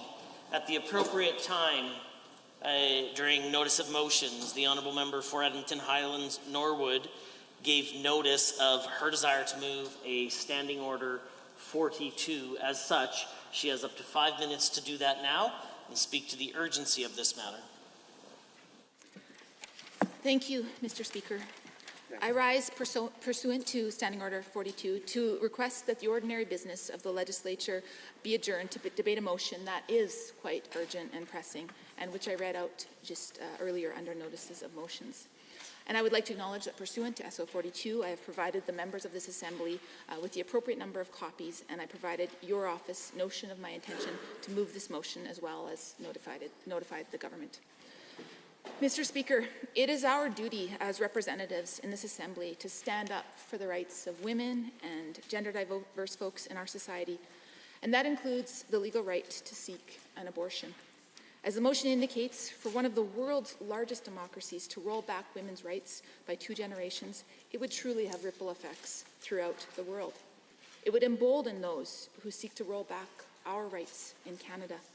And let me be clear, autonomy over our own bodies is being threatened. And this is why this debate is so very important and so very pressing. While access to abortion is currently decriminalized in Canada, there are still barriers to services and barriers to support. And while I won't get into a debate on this matter, I must note there is currently a bill before this House allowing bereavement leave for pregnancy loss. But this bill only provides leave when a woman has a miscarriage or stillbirth. It discriminates in terms of the kinds of pregnancy loss that one might experience. Pregnancy loss through either an abortion or termination for medical reasons is a right in Alberta and in this country. But it's a right that we must fight for each and every day. And it is these rights that are under threat, as we see in the United States, where they are about to take a massive step backwards and undermine decades of progress. On this side of the House, we stand with women. We stand with gender diverse folks here in our province and around the world. We will continue to fight for reproductive freedom, and we will defend abortion rights. I know it's a dark day for many, It's a hard day. The landmark decisions in Roe v. Wade and Planned Parenthood v. Casey were historic victories for all. We do not want to see these victories rolled back. And news of the Supreme Court's impending decision makes it clear that the fight for equality may never be truly over. It is a stark reminder that elections have consequences and that our most basic right to control over our own bodies is very much under threat. We cannot be complacent. We cannot ever take these rights for granted. And the fight for our rights has suddenly just taken on new urgency. And that is why I'm bringing forward this motion. This legislature should speak with one united voice, that we respect women's rights and that we won't equivocate on matters as fundamental as reproductive rights. This legislature must affirm access to reproductive health services, including abortion services, because it truly is a fundamental right and freedom for all Albertans. And this legislature must condemn any decision of the United States Supreme Court that would limit reproductive rights. We must be steadfast. We must be unshakable in our commitment to women's rights and to the rights of the 2S LGBTQ+ community. And this is why I'm standing here in the chamber today, encouraging, urging members of this assembly to take this matter seriously, to not dismiss it as something happening somewhere else, to accept and to acknowledge that an attack on women's health care, an attack on the health care for trans and queer Albertans is an attack on all of us. And that is why I'm urging this assembly to take this seriously, to put aside the ordinary business of the day in order to debate this critically important motion. Nothing could be more serious. Thank you, Mr. Speaker.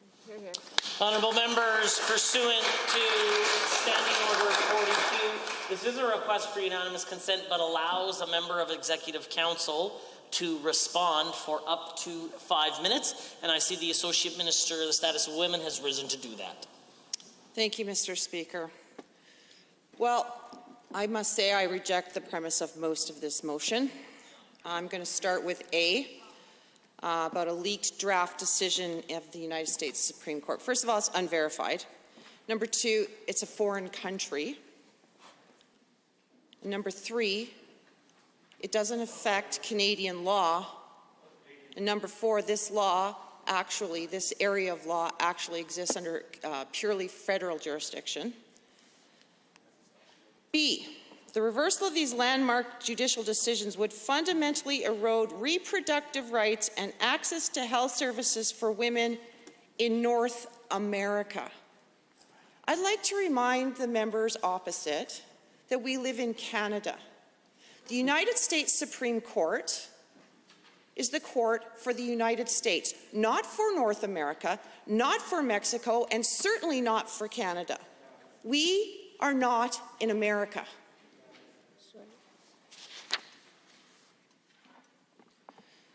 The next assertion, condemn any decision of the United States Supreme Court that would limit reproductive rights. Condemn a decision of a foreign court. It's pretty normal for governments to condemn the decisions of other governments. Condemning the decisions of other countries' courts is not acceptable. It's not acceptable for the United States to condemn decisions from our courts, and we don't condemn decisions from their courts. You want to condemn the United States government? You can do that, but not their courts. Finally, affirm that access to reproductive health services, including abortion services, is a fundamental right and freedom of all women in Alberta. I'd like to talk about reproductive health for women in Alberta for a moment. And I'm going to remind the folks in this assembly that we have a number of women MLAs in this assembly. And certainly, women's health issues affect female MLAs like they do every other woman in Alberta. So in addition to reproductive health issues around terminating pregnancies, I'd like to raise a couple more issues such as endometriosis. Painful, sometimes debilitating, and guess what? Often misdiagnosed. And in this chamber, there's probably 4 of us female MLAs who will be affected by it. 10% of Alberta women will be affected by fertility issues. And the list goes on. And when we talk about women's health issues, the members opposite have raised over and over again access to women's health services in rural versus urban Alberta. Well, I'm going to remind the opposition of something else, that while they were in government, they actually diverted capital from rural areas into urban centres. That's what they did while they were in government. So there's lots to talk about on women's health issues, and we're going to talk about them more and more as time goes on, because my department is working very hard on them. And in fact, next week, I'm going to be participating in a women's reproductive health activity, and I'd sure like the members opposite to participate with me, and I'll look forward to that. In the meantime, I don't see this as anywhere near an emergency debate. Again, the premise of it with respect to dealing with foreign courts does not at all indicate we should have an emergency debate about it. And so on that, Mr. Speaker, I'll take my seat. Honourable members, this is a request for unanimous consent. I will ask only one question. Does the Assembly provide unanimous consent to proceed? Set aside the ordinary business of the day to proceed to the Standing Order 42. Is there anyone opposed? If so, indicate now. No. Unanimous consent is not granted. Orders of the day. Orders du jour. Committee of the Whole.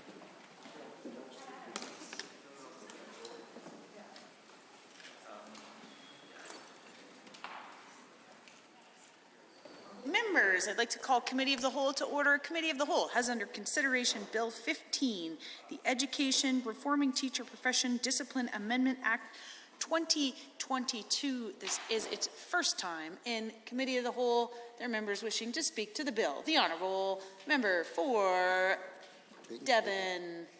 Drayton Valley Devon. Drayton Valley Devon. Thank you, Madam Chair. It's a pleasure to rise today to speak and to address Bill 15, the Education Reforming Teachers Profession Discipline Amendment Act of 2022. Many in this legislature know that prior to serving as an MLA, I was a public high school teacher for 30 years and therefore a member of the Alberta Teachers Association. And over my 30 years of teaching, I, like many teachers, served as a school rep on my ATA local and at various times attended local meetings and various assemblies of the ATA. While I'm no longer a member of the ATA, I am fairly conversant with many of the issues that surround the ATA, and in particular Bill 15, and they are serious and important issues that will need careful and, I believe, a nuanced consideration. Throughout my tenure as a member of the ATA, one of the largest concerns expressed by the ATA executive and many of my fellow ATA members revolved around the issue of whether the functions of the professional duties of the ATA should be separated from the mandate of the ATA to represent teachers at the bargaining table. Both are important functions, and Bill 15 impacts both of these functions as it separates the professional disciplinary function from the oversight of the ATA to an independent commissioner. Many, many times, I have listened to ATA executives and representatives and members argue that the ATA must remain as the organization in control of both the professional and the union functions of its membership. There was and still is, I believe, a firm belief within the teaching profession that to separate these two functions will impact the collegiality, within the school community. And there is some merit in this argument, but it is not the only consideration when looking at Bill 15 and whether or not it should be passed. In my experience, schools are not the same as businesses. It is critical for the administration and the teachers to be working collaboratively together. By overseeing both the professional and union functions within the ATA, teachers and administrators are held to the same professional code of conduct. And to the credit of the teaching profession, rarely do the bargaining conditions, wages, and job descriptions negatively impact professional relationships within the school community. Teaching is first and foremost about fostering good relationships, because only then will there be the trust necessary to make a meaningful and positive impact on education in the school community. Yet, after a great deal of thought, I will be supporting Bill 15 for two very specific reasons.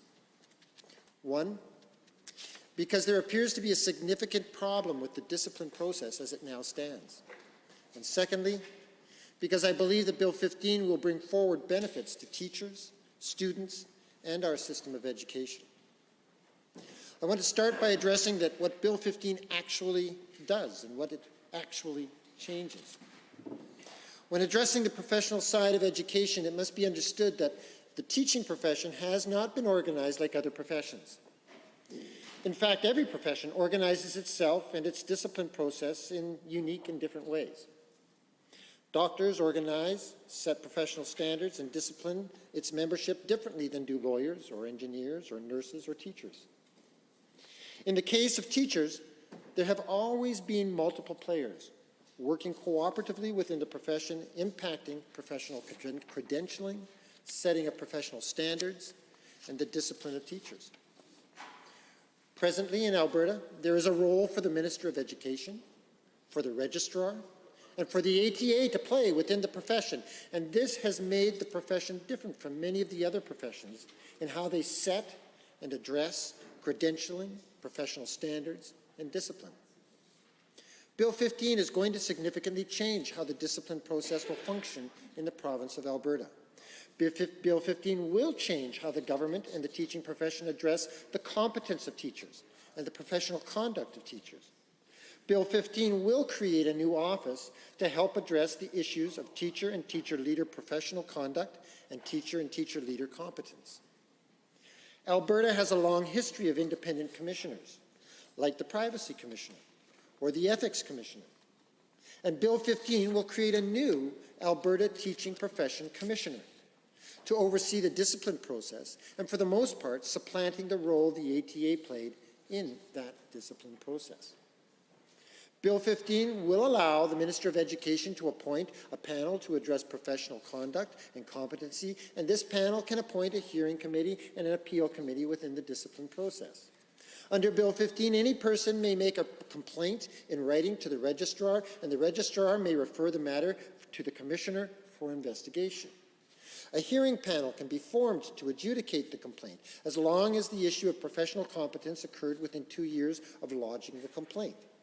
This time limit, however, does not apply to an issue of professional conduct. Upon receiving the complaint, the Commissioner will make preliminary inquiries upon which the Commissioner may decide to take no further action, refer the complaint to a mediator, to dispute resolution, or appoint the investigator for further, or appoint an investigator for further investigation. If upon completing preliminary investigations, the Commissioner believes further action is necessary, the Commissioner will inform the teacher or teacher leader and the registrar and create a hearing panel. Once the panel arrives at a decision, the complainant may appeal the decision through the creation of an appeal panel. All decisions will be forwarded to the Commissioner, the Registrar, and the Minister of Education. And the Minister of Education will continue to have the responsibility of removing or suspending the teaching certificate or certificates or credentials of a teacher or a teacher leader. This is a significant change to the present system of addressing teacher and teacher leader competence and professional conduct. And as I have read through Bill 15, I believe that it is a reasonable way to handle these two issues of competence and professional conduct, and will address some of the problems that presently exist, and will provide some added benefits to the profession. So what problems need to be fixed? Over my years as a teacher and subsequently as an MLA, I've heard the following arguments for why the discipline process needs to change. There's a perception by many outside of the teaching profession that there is a conflict of interest within the discipline process because the ATA oversees both union and professional discipline functions within itself. I find this to a certain degree to be a fairly subjective argument. It is true that the ATA often has to try and accomplish the two purposes of both protecting its members while also disciplining them. The ATA mission statement in 1993 reads, "The Alberta Teachers Association, as the professional organization of teachers, promotes and advances public education, safeguards standards of professional practice, and serves as the advocate of its members."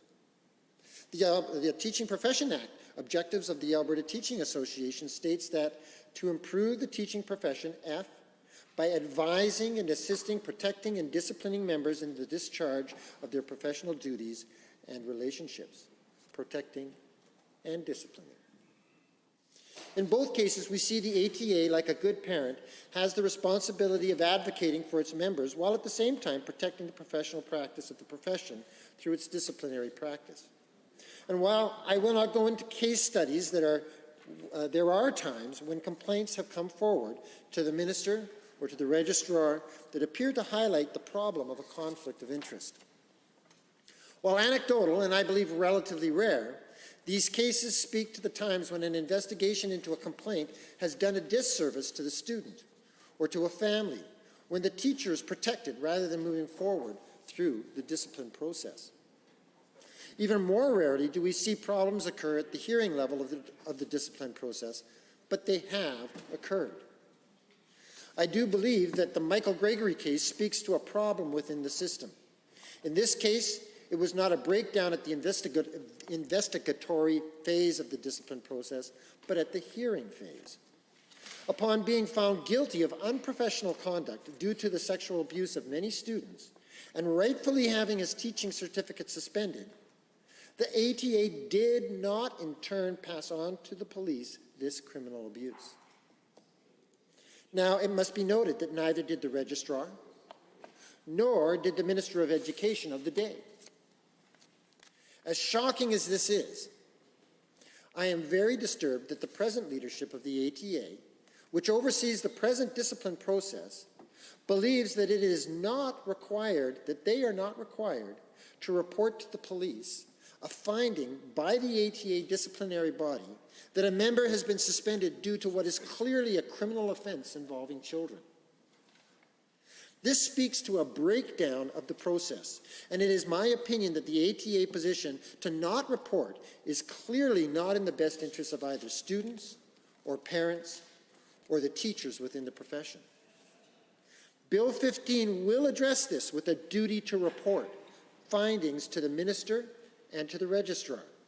Any suspension of a teaching certificate or certificates will be published in an online registry that the public can access, and there will be a duty to report to the police.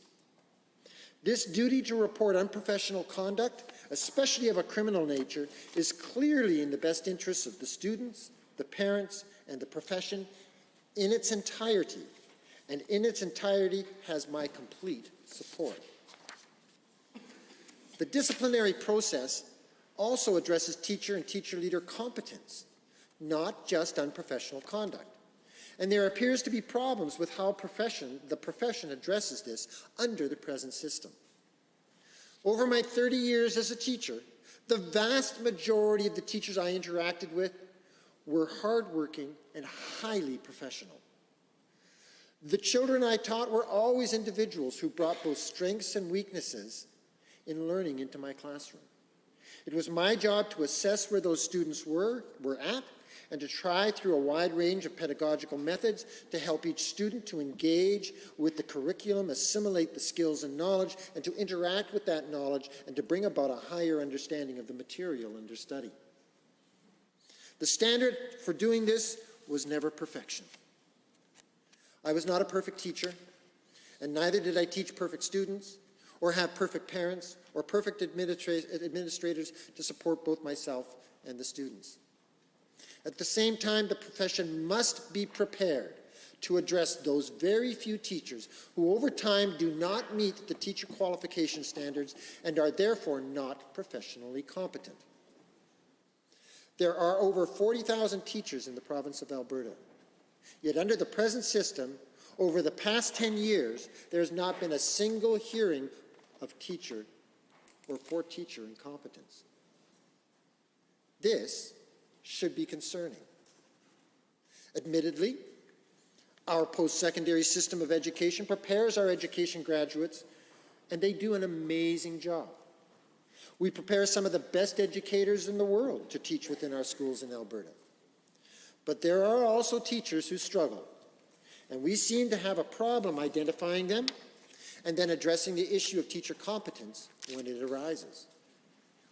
This seems to point to a problem of a conflict of interest within the discipline process, a process overseen by the ATA where the professional responsibility for identifying and addressing teacher competence appears to be subservient to job protection. So I conclude that Bill 15 addresses a problem in the discipline process in a reasonable fashion by introducing a process that will be headed by a familiar and a successful practice of appointing an independent commissioner to oversee the discipline process. And at the end of the day, this is not solely about the ATA and its capacity to oversee both the functions of a union and a professional association. Bill 15 is primarily about ensuring that our students are safe and that the discipline process that addresses teacher competence and professional conduct is transparent and accountable. I believe that Bill 15 moves us in that direction. And I also believe there are some benefits that will come with the passage of Bill 15. Bill 15 will create a single, effective, consistent, and efficient discipline process that will oversee every teacher, principal, superintendent across the system, regardless of where they're employed or if they are a member of the Alberta Teachers Association. What many people don't realize is that presently, teachers employed in independent schools or charter schools are not members of the ATA and therefore do not fall, or they actually fall under a separate discipline process in the province of Alberta. Bill 15 will ensure that all teachers and all teacher leaders, regardless of where they are employed, will fall under one discipline process overseen by the commissioner. Placing all teachers under one process ensures consistency and transparency and accountability that will be applied to all teachers and to all teacher leaders, and therefore it raises the bar for every teacher and ensures that all students in the province of Alberta will benefit. While this should not be necessary, Bill 15 will reinforce requirements for education system stakeholders. Stakeholders like the Alberta Education Registrar, the Commissioner, the ATA, the College of Alberta School Superintendents and Employers, to report to police when there may have been serious harm or a threat to student safety. Why we should have to put that in legislation, I'm not sure, but it needs to be there, obviously. It makes sense to me that the registrar at Alberta Education be responsible for the intake of all complaints in the province. And this will help avoid duplication of complaints. And the Alberta Teaching Profession Commissioner will have the authority to address and to investigate a complaint and determine the most appropriate course of action to take regarding that complaint. By making the discipline process more transparent, both student safety and the teaching profession is actually enhanced. By further expanding the online teacher registry established under the Students First Act, the following will be made publicly available. All hearing, appeal, and minister's decisions where there is a finding of unprofessional conduct or professional incompetence will be publicly available to all Albertans. Any consent resolution agreements initiated by the new Alberta Teaching Profession Commissioner where there is a finding of unprofessional incompetence or unprofessional conduct will be publicly available to Albertans. All hearings and appeal dates will be publicly posted and available. This raises the bar, and this is in the best interests of the profession. So my decision to support Bill 15 is not based on a desire to weaken the profession or to weaken the public system of education, but the exact opposite, to enhance it, to strengthen it, to protect. My support for Bill 15 is not so that the government can distract from decisions on curriculum or funding that the ATA has not agreed with, as some have charged. That is a red herring argument brought forward by those who seem to be unwilling to address this serious issue of professional discipline. Rather, I believe Bill 15 could lead to greater accountability, greater public assurance, and consistency in addressing complaints under one legislated governance structure by the Commissioner's Office, which in the long run, I believe, will be best for students and for the profession as a whole. Madam Chair, Bill 15, I believe, is a step forward in the teaching profession. It addresses some of the issues that have obviously come to fruition as we've looked at the discipline process. And finally, it does make some positive changes. It will therefore have my support. Thank you, Madam Chair. Are there others wishing to speak to Bill 15? The Honourable Member for Red Deer South. Madam Chair, thank you.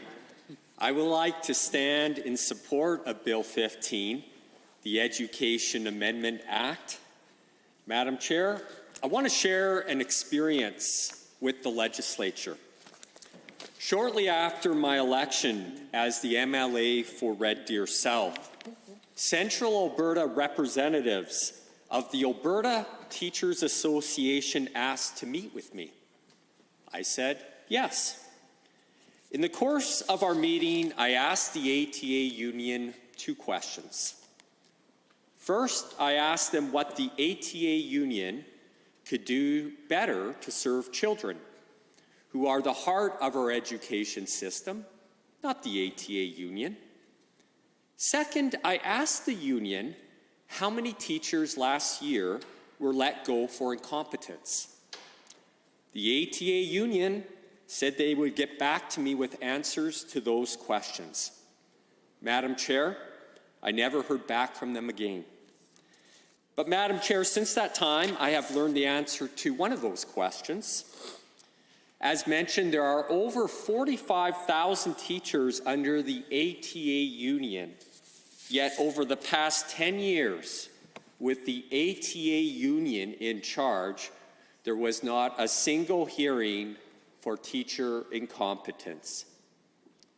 Madam Chair, nobody believes that in the past 10 years there was not a single incompetent teacher in Alberta. This is proof positive that the ATA union was not diligent in its trust to protect higher standards for the teaching profession. The ATA union has lost its moral authority to be entrusted with this stewardship. Madam Chair, by way of contrast, I am a member of the Law Society of Alberta, and if I am incompetent, I get sued. In some cases, a grossly incompetent lawyer can also be disciplined and even disbarred. The Law Society posts notifications of these actions. Now, providing legal advice and teaching children have differences, but both are important, and there needs to be mechanisms to address incompetence. The ATA union failed to do so. Albertans may conclude either the ATA union is incompetent in identifying and addressing incompetence, or they were influenced by a conflict of interest as the union being a disciplined body. Madam Chair, which is it? I do not know. Maybe it was some of both. Madam Chair, the ATA union certainly is in a conflict of interest, running teacher discipline. As it relates, though, to conflicts of interest, it is not only important to avoid an actual conflict, but to avoid the perception of conflict. Bill 15 takes teacher discipline away from the union. The ATA union does not like Bill 15. It reduces their power. It is interesting to see the ATA union arguing against Bill 15. They did not do a good job. Does that matter? They are in a conflict of interest. Doesn't matter. The union argues that they should regulate themselves, that they should be immune from government accountability. But, Madam Chair, just as a lawyer is accountable to a client who pays their bills, so should teachers have some accountability to those who pay their bills, in large part the parents of children who pay taxes to government, who funds through them public education. Teachers and the ATA union are not the same thing. The ATA union should not conflate teachers with the union. The ATA is a public sector union. Sometimes the ATA union will represent themselves not only as teachers, but also as students and parents. But, Madam Chair, what happens when the interests of the ATA union are not aligned with children, parents, or Albertans who fund our education system? Madam Chair, when push comes to shove, the ATA union is in a conflict of interest to put interests of teachers, even if it is contrary to the interests of children, parents, or Albertans. They may not wish to admit it, but that is the truth. Yet, using proxies and their own communications, they will sometimes seek to frame a self-serving position as in the interests of parents and children. Often there is alignment, but sometimes there is not. We see this when a union will strike near the end of a school year and claim they are acting in interests of students. Madam Chair, that is not in the interest of students. This makes Alberta cynical and less trustful when unions distort the truth. Now, Madam Chair, the majority of teachers are competent, seeking to be excellent, to teach and serve children. I have experienced that myself, both as a student and I have seen it as a parent. To those teachers, thank you. Teaching is a rewarding and wonderful opportunity to serve. But, Madam Chair, it is so important that we ensure that there is an accountability and standard of excellence. And while it is the exception rather than the rule, let's confront reality to strengthen the profession for the majority of teachers. Let's nurture and increase culture of excellence. Removing conflicts of interest furthers this overarching objective. Madam Chair, children are the heart of our education system, not the ATA union. Teaching our children is a privilege and serious responsibility. Done well, it can be rewarding and fulfilling. Madam Chair, I want a culture of excellence in our teaching profession. It is too important to do otherwise. Bill 15 seeks to put the best interests of children first in the teacher discipline process. By so doing, Bill 15 not only increases student safety, but by so doing will strengthen the standard and reputation of the teaching profession. That is something that I hope that we can all agree on. It is in the public interest. And with that, Madam Chair, I move to adjourn debate. Having heard the motion to adjourn debate, all those in favor, please say aye. Anyone opposed, please say no. That is carried.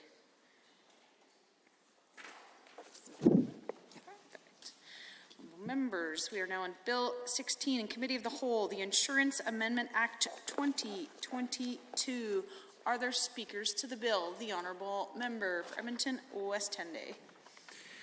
Well, thank you, Madam Chair. It's an honor to rise this afternoon to speak to the Insurance Amendment Act 2022 and thank the Minister for bringing it forward. Just spending some time reviewing exactly what this legislation is doing. Of course, last year, the UCP government passed the Captive Insurance Companies Act, which allowed captive insurance companies to set up, get licensed, and operate in Alberta. And what we're seeing in this legislation is making one substantive change that was recently passed through that previous act regarding redomestication provisions, ensuring that Alberta-based companies who have captive insurance companies operating outside of Canada are able to bring those operations home. And so I guess this is finalizing or adding on to some of that previous legislation regarding the Captive Insurance Companies Act, which we saw previously. It's an interesting topic that we have before us, where we see insurance companies across the world less and less likely to insure oil and gas projects, specifically energy projects within the fossil fuel industry or sector.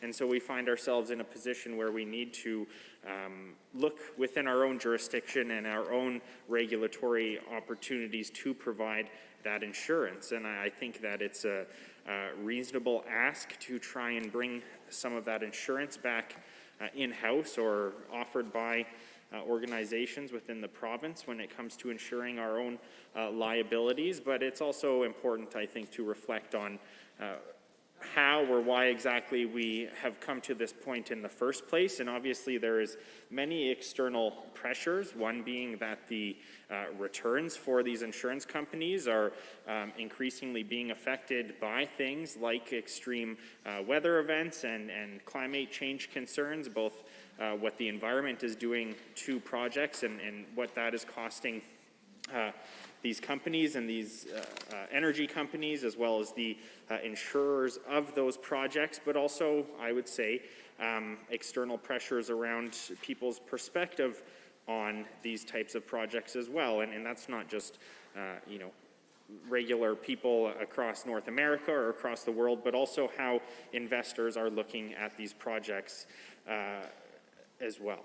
And so I, again, appreciate where the Minister is coming from regarding this Insurance Amendment Act and the idea of captive insurance across the province, ensuring that we are able to properly insure the energy sector here, where in some cases it's becoming increasingly hard to provide or get that insurance elsewhere. Now, with that being said, Madam Chair, I think it's also important to reflect on the fact that we are, or the UCP is as a government, moving towards making it easier for large companies to receive insurance or become insured. But on the other hand, when it comes to regular Albertans, we've seen this government do the exact opposite. Take, for example, at the beginning of this government's term, their decision to let the 5% cap on personal auto insurance lapse. And since then, we have seen skyrocketing insurance costs for Alberta families, upwards of 30%, if not higher in some instances.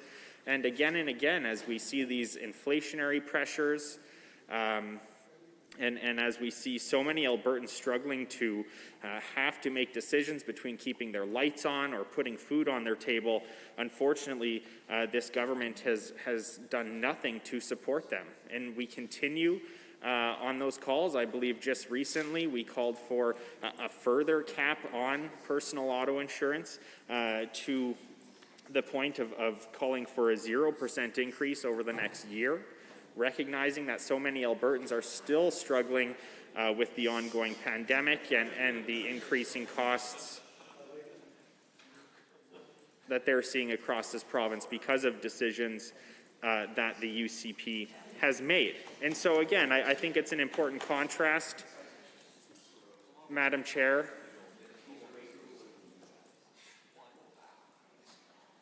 to recognize that on one hand, we have this government willing to do anything possible to ensure that these companies are able to hold on to insurance, going as far as creating new opportunities to provide this insurance and create new companies potentially that may have otherwise not been possible, and changing regulations on that matter. But again, on the other hand, making decisions to reduce coverage for Albertans who find themselves in potentially life-altering collisions, reducing the amount of payout that Albertans are getting, and still letting those insurance premiums get out of hand and skyrocket upwards of 30% for many Albertans, and we continue down that path with no assurances that that is going to change by any means. And so again, as we reflect on the Insurance Amendment Act before us, I think that it's reasonable to expect these types of regulatory changes to allow these companies to provide this captive insurance opportunity and to potentially bring home some of the companies who are currently operating outside of Canadian jurisdictions, to ensure that whether we're talking about potentially insuring tailings ponds or insuring wells, that there is going to be opportunities for those companies to get insurance. But I think that there's also another important discussion that we need to have in terms of the support and the costs that we are incurring as a province based on things like abandoned oil or orphaned oil wells. And so unfortunately, there are many conversations that still need to take place regarding insurance for these companies and regarding often the liabilities that are being put back on municipalities when we aren't properly assessing the costs and potentially aren't expecting the right type of insurance for such energy projects. And so I do look forward to hearing more from the minister, potentially some questions that I would be interested in finding out in terms of how many companies we believe across the province are going to benefit from this idea of reinsurance or captive insurance, how many companies, insurance companies specifically working outside of Canadian jurisdictions that are potentially offering insurance for energy companies outside of North America even, how many of those companies we expect to come home, what type of capital we expect to be brought back into our provincial jurisdiction with some of these changes. And again, I look forward to seeing how this legislation rolls out and what type of economic opportunities there are here. And so, finally, I would say that, again, while we have the Insurance Act open before us, we've had many opportunities in this House, not only today, but previously, to ensure that we are supporting Albertans to the best of their, or to the best of our abilities.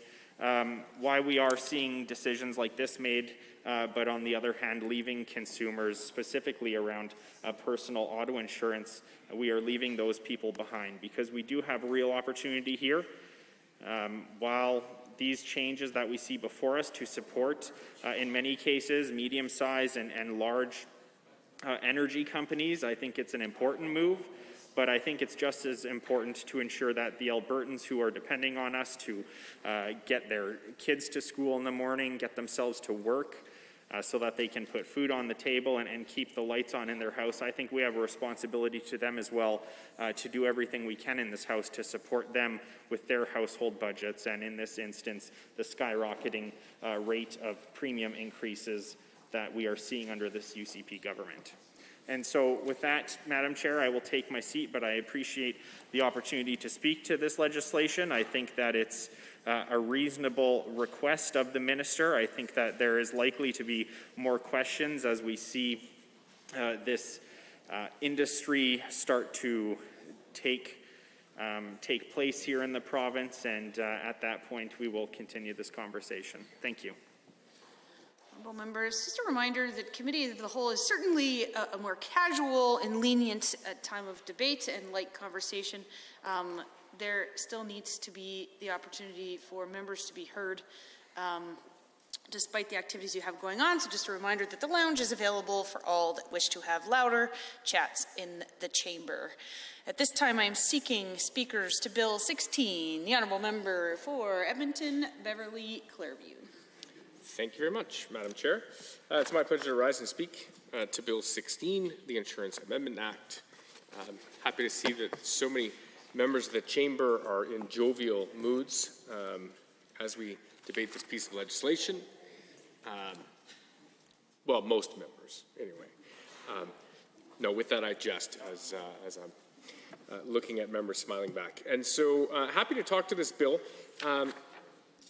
You know, the long of the short is that I support this bill in how it's amending the Insurance Act, and recognize that likely when the Minister of Finance brought forward the Insurance Act in our last session, that brought in captive insurance as a solution to a niche problem.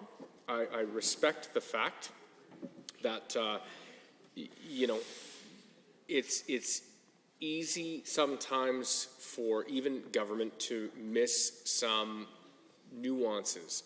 And so in this, I suspect members from our energy sector came forward and approached the minister and government with the challenge that they face. Obviously, the energy sector, critical to Alberta's economy, critical, quite frankly, to the Canadian economy, require a great deal of insurance. They have very expensive assets. And so this bill, and I'll talk through it a little bit, will provide an opportunity and a potential solution.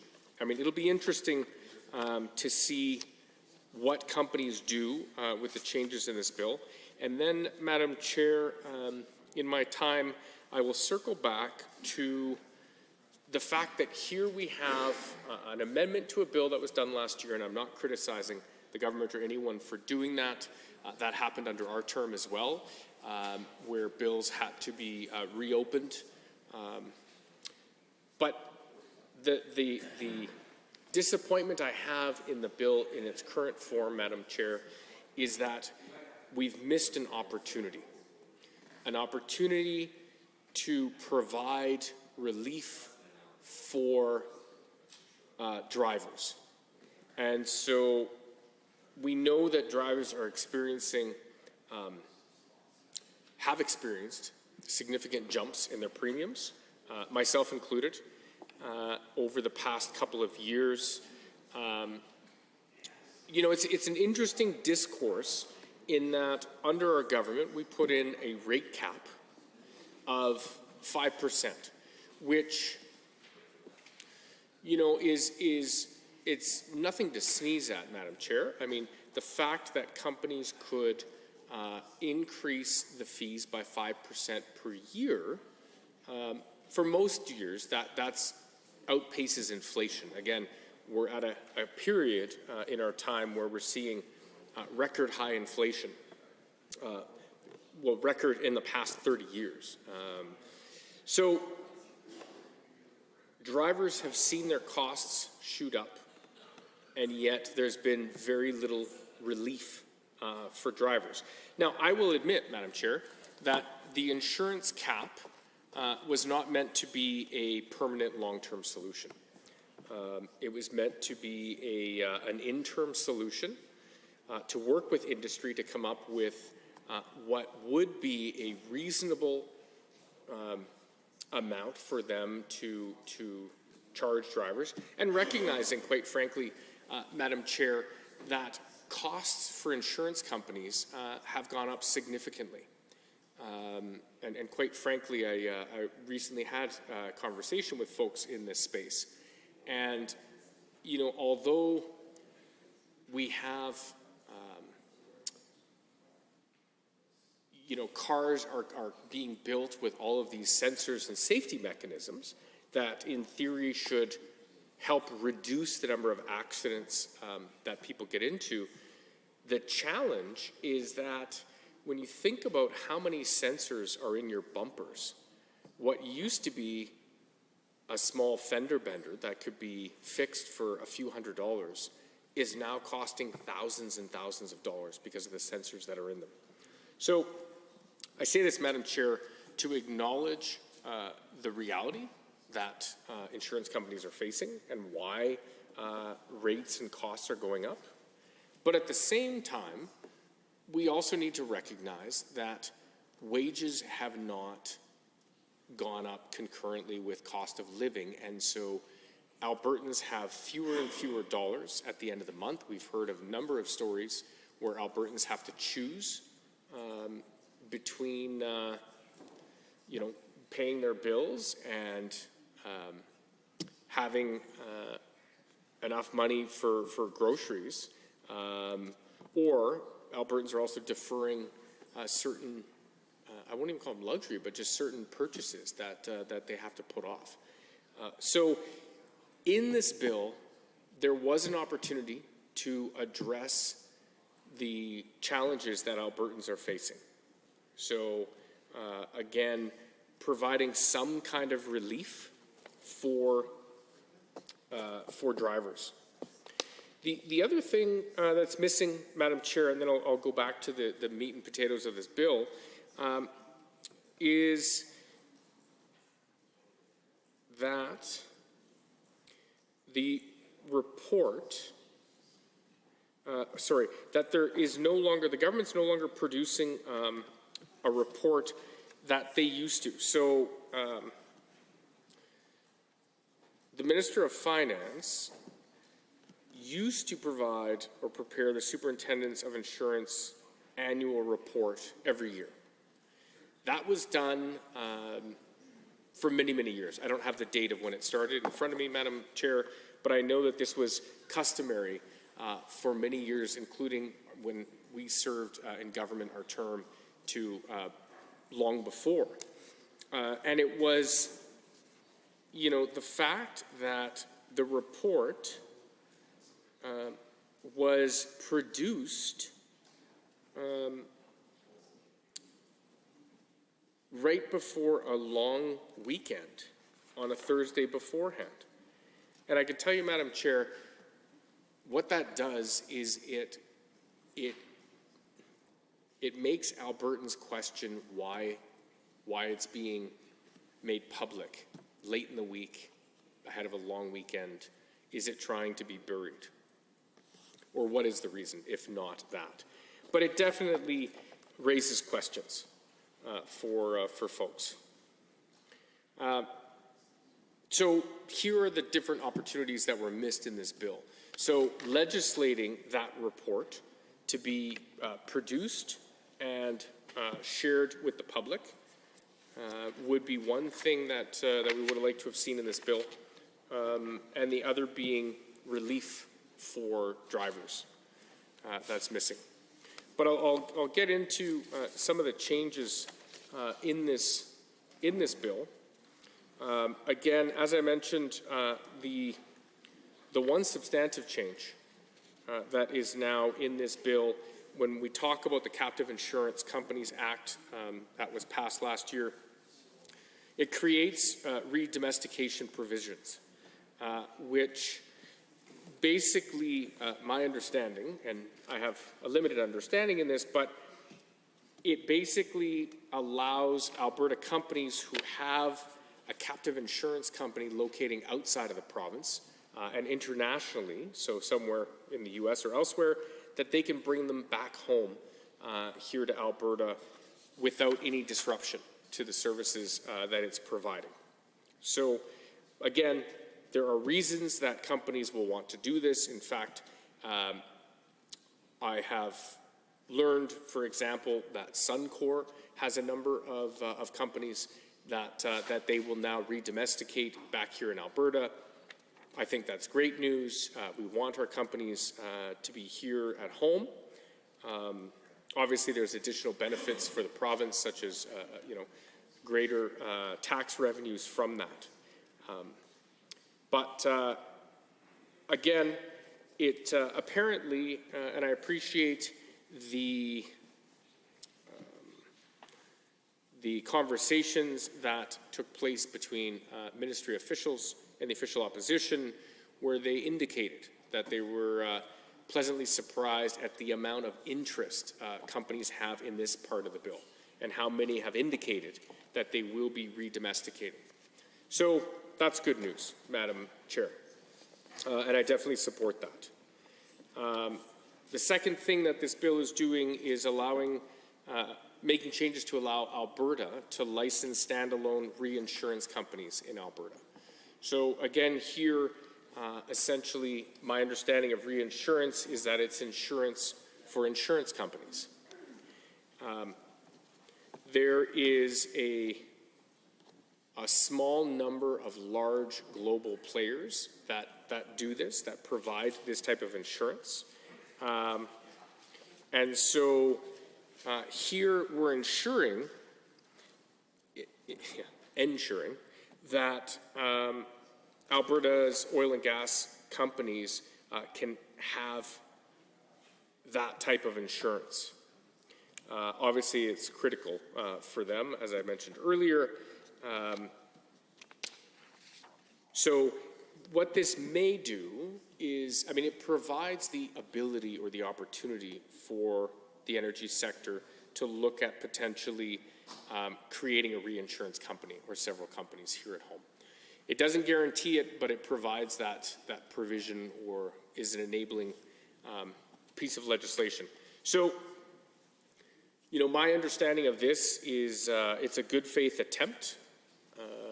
It's something that the government is hoping companies will take advantage of, but it provides that opportunity for them, for a solution that is not a risk to the province. So what I appreciate about this is that it's not the province backstopping or being the reinsurer.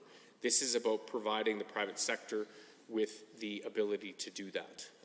So, when I first read that, Madam Chair, I thought, well, this seems like an innovative solution to a challenge that industry is facing. Hats off to industry for coming up with this potential solution.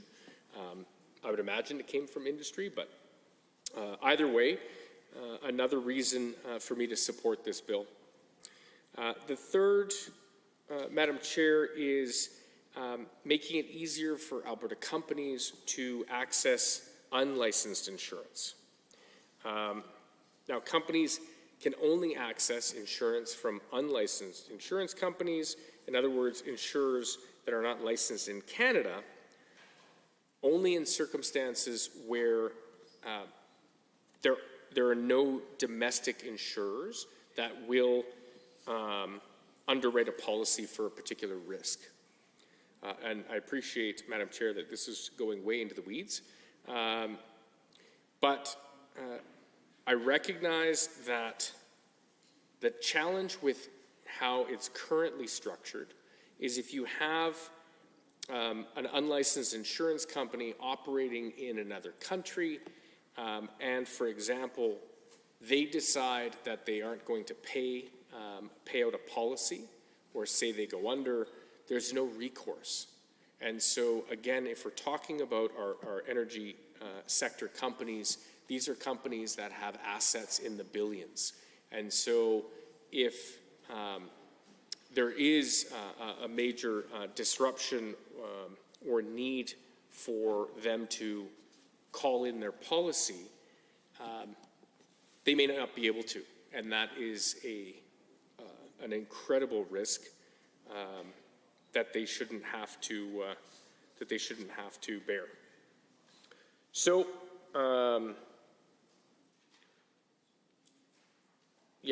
there's other details in my notes that really go even further down into the weeds. And so, really, the thrust of my comments here today, Madam Chair, are that I support this bill and the three different parts of it and what it's going to do and what it potentially could do. Again, fixing a problem that I'm sure was recently discovered after last year's legislation. But I'd be remiss if I didn't point out the fact that there was a missed opportunity here to provide some real relief for Alberta drivers. I know that folks between insurance cost and the high cost of gasoline, many folks are taking the bus or leaving their vehicles parked at home. I appreciate the fact that the government brought in some relief to drivers at the pumps, but again, when you look at the costs and how they've compounded, it's a real struggle for Albertans. Again, it's not just insurance and gas, it's also the cost of utilities for folks. And, at least when I was watching BNN this morning, it sounds like there's going to be another rate hike on insurance, which may have already happened as I've been in this chamber. And so that's going to impact Albertans who have a substantial amount of debt.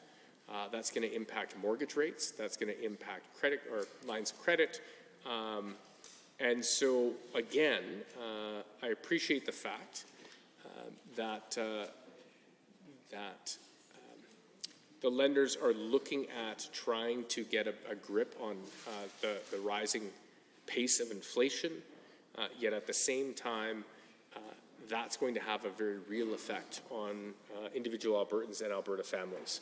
And so in this bill, I wish the minister would have brought forward some tangible measures and ideas to be able to provide relief for drivers when it comes to rising insurance rates. Now, my final comment as I wrap up, Madam Chair, is that I appreciate the minister has said that his advice has been that rates should start coming down, and maybe that's the case. I'll wait with my fingers crossed, but I can tell you from talking to individual Albertans and constituents, they have not seen their rates start to drop yet. And so, again, relief was needed months ago, it's needed now, and it's unfortunate that this bill doesn't address that. But for all the reasons I laid out, Madam Chair, I will be supporting this bill. Thank you. Are there others to Bill 16, the Honourable Member for Calgary South East? Very good, Madam Chair. It's great to hear the supportive comments on Bill 16 from the members opposite. I think it's a good bill that everybody can support. The Insurance Amendment Act 2022 further advances our efforts to modernize and grow Alberta's insurance and financial services sector. And the proposed amendments in this bill amend the recently passed Captive Insurance Companies Act. Specifically, they would add reinsurance provisions to the Insurance Act, allowing provincially licensed insurance companies to solely focus on reinsurance and to enter into limited partnerships to do so. Reinsurance is essentially insurance for insurance companies, and many people are not aware, but the reinsurance industry in Canada is limited, comprised mostly of foreign-based enterprises, many of them operating through subsidiaries and engaging in businesses in Canada through a branch. And in fact, most of the reinsurance capacity right now is located in Europe, the United States, and places like Bermuda. As you can appreciate, Madam Chair, this can make it challenging at times for Canadian and Alberta-based insurers to access reinsurance.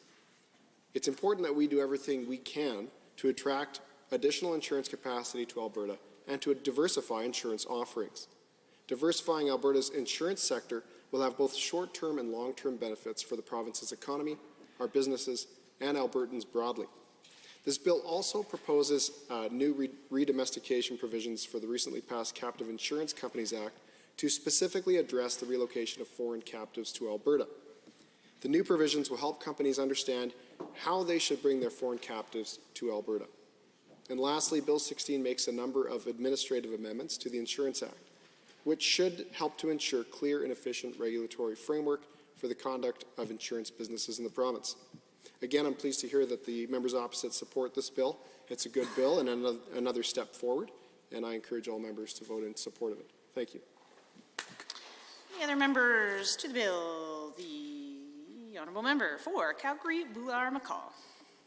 Thank you, Madam Speaker, and I rise to speak to this Bill 16, Insurance Amendment Act. And it's my first opportunity speaking to this bill, and it's an important piece of legislation. In fact, insurance is important. It's the way people manage their risks, and these policies are used to hedge against the losses, whether they are personal injury kind of losses, whether they are financial losses, property losses. So these products, this concept is critically important to managing the risk in our society. And the constituency I represent, it's more important for many reasons as well. Part of the area I represent was hit by the fourth costliest natural disaster in Canadian history. Fourth costliest natural disaster in Canadian history.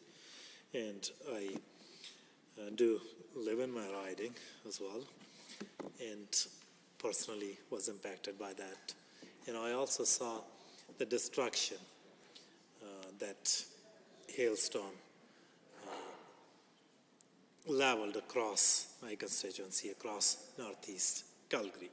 People's homes were destroyed, their sidings were shredded, their cars were destroyed. And there were many losses that were not covered by the insurance policies. And there were many reasons for that. One of the reasons was that it was during the pandemic. And for instance, in case of vehicle insurance, many people parked their vehicles because they were not driving as much, and they only had park insurance on those. And that's why they didn't have the comprehensive, because they didn't need it. They were not driving as much. They were trying to get by because of the global pandemic, because of the loss in business revenues, because of job losses and all those things. And people were certainly impacted. Their bottom line was impacted by that. So I do hear from my constituents directly to this date about that hailstorm and how there was no help from the government. And just to be clear, nobody was asking this government to act as an insurance company for Northeast Calgary. All they were asking that at least government work with these insurance companies and government make sure that people are treated fairly, their claims are processed in a timely fashion, and their roofs, their homes are repaired in a timely fashion. And government didn't lift a finger. Every time I have raised this issue, this government, this premiers have even ridiculed that as if Northeast Calgary was looking for a handout, and somehow these people in Northeast Calgary didn't have insurance at all and whatnot. But that was not the case. People were asking this government to at least advocate on their behalf that they are treated fairly, that their homes are repaired timely, their claims are processed in a reasonable time. But even after 2 years, when you drive in streets of Northeast Calgary, you can still see homes damaged. You can still see vehicles that are damaged. So these policies and how government approach these policies, insurance, this industry, it's important to my constituents. The second reason it's important to my constituents is that there are many in Northeast Calgary and in my constituency who drive cabs, who drive delivery companies, who drive rideshare vehicles, and they do that to earn a living. And certainly, in order to drive, you need an insurance. So, again, any changes that government makes to this industry, to these products, are important, again, to my constituents, people in Northeast Calgary, and, of course, all Albertans. Other thing, specifically, I guess, that has been brought up by many people in my riding and across Calgary with respect to insurance is insurance for trucking industry. They also drive for a living and provide valuable services across this province, across this country. And changes that are made by this government certainly impact them as well. So every time government opens up Insurance Act, every time some changes are suggested, I think my hope is that government will actually also look at issues facing my constituents, facing people in Northeast Calgary, facing everyday Albertan across this province. For instance, this bill makes broadly three changes to the Insurance Act. One relates to captive insurance, a kind of niche area. Second, helps licensed standalone reinsurance companies, something that will benefit insurance companies. And third, it will make it easier for Alberta companies to access unlicensed insurance when there is no licensed product available in Alberta. Nothing in this bill that addresses skyrocketing insurance costs for everyday Albertans. And while I have no major concerns with the content of this legislation, but I'm more concerned about what I hear from my constituents, from people in Northeast Calgary, from everyday Albertans across this province. And yet again, the UCP is refusing to take any action whatsoever to reduce auto insurance bills that are punishing Alberta families and businesses since this government took over. And we have tried to work with this government to address that issue. We have suggested that a legislative committee be established to look into that, why insurance premiums are so high. But this government, in the interest of insurance companies, have refused that. And when we were in government, there was a cap, 5% cap on insurance premiums. And as soon as the UCP became government, they were lobbied by their friends, and they removed that cap. We were told, and Albertans were told, that unless they do so, insurance companies won't be able to survive. We were told that they might leave the province. Every day we hear that they were removing products from the market, which, by the way, did not happen during overturned when there was a 5% cap.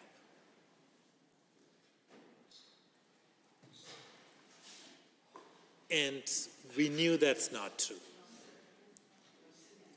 We knew whatever the government is telling us on behalf of insurance companies is garbage. And in order to hide that, they even tried to not publish a report that was published continuously for 100 years.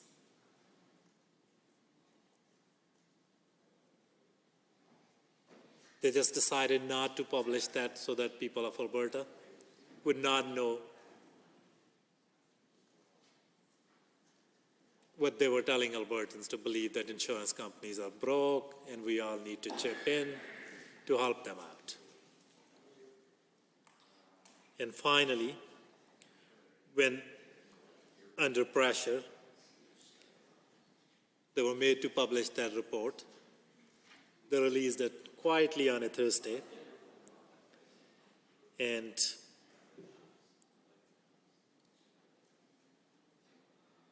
Albertans were able to see that whatever government was telling us about insurance companies and how they are not viable and how they won't be profitable without removing that cap, they charged Albertan $385 million more in premiums in 2020 than they did in 2019. While Albertans were struggling to make ends meet during the pandemic, these companies were making huge profits with the help of this UCP government.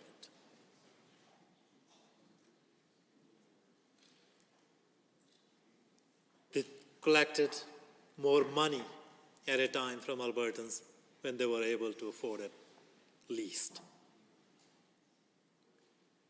And they tried to hide that information. And that's exactly the reason that Albertans don't trust this UCP government.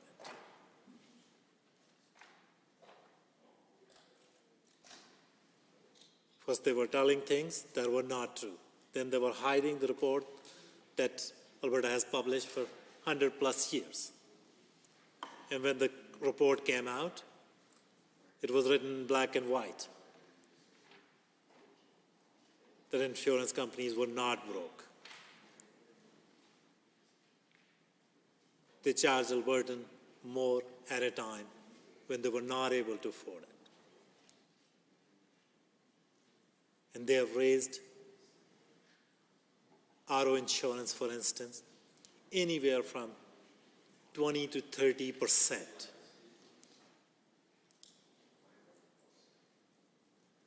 If somebody was paying $100, they're now paying $300, thanks to this UCP government.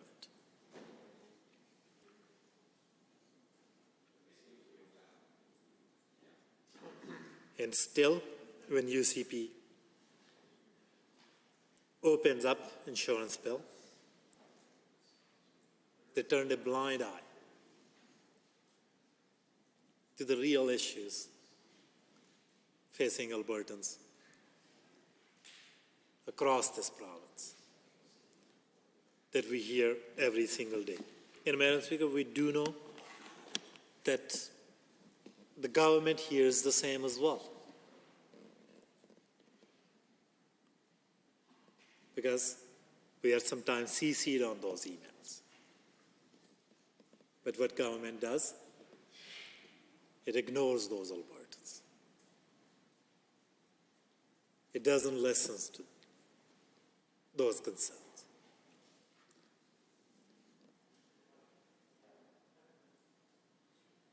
And they're completely and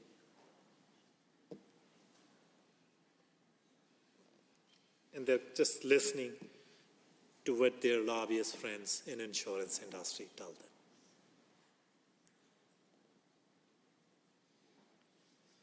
So one has to ask that while you're opening Insurance Act, making these changes that we have no concerns with. Why is that the government is not taking any action on skyrocketing insurance premiums?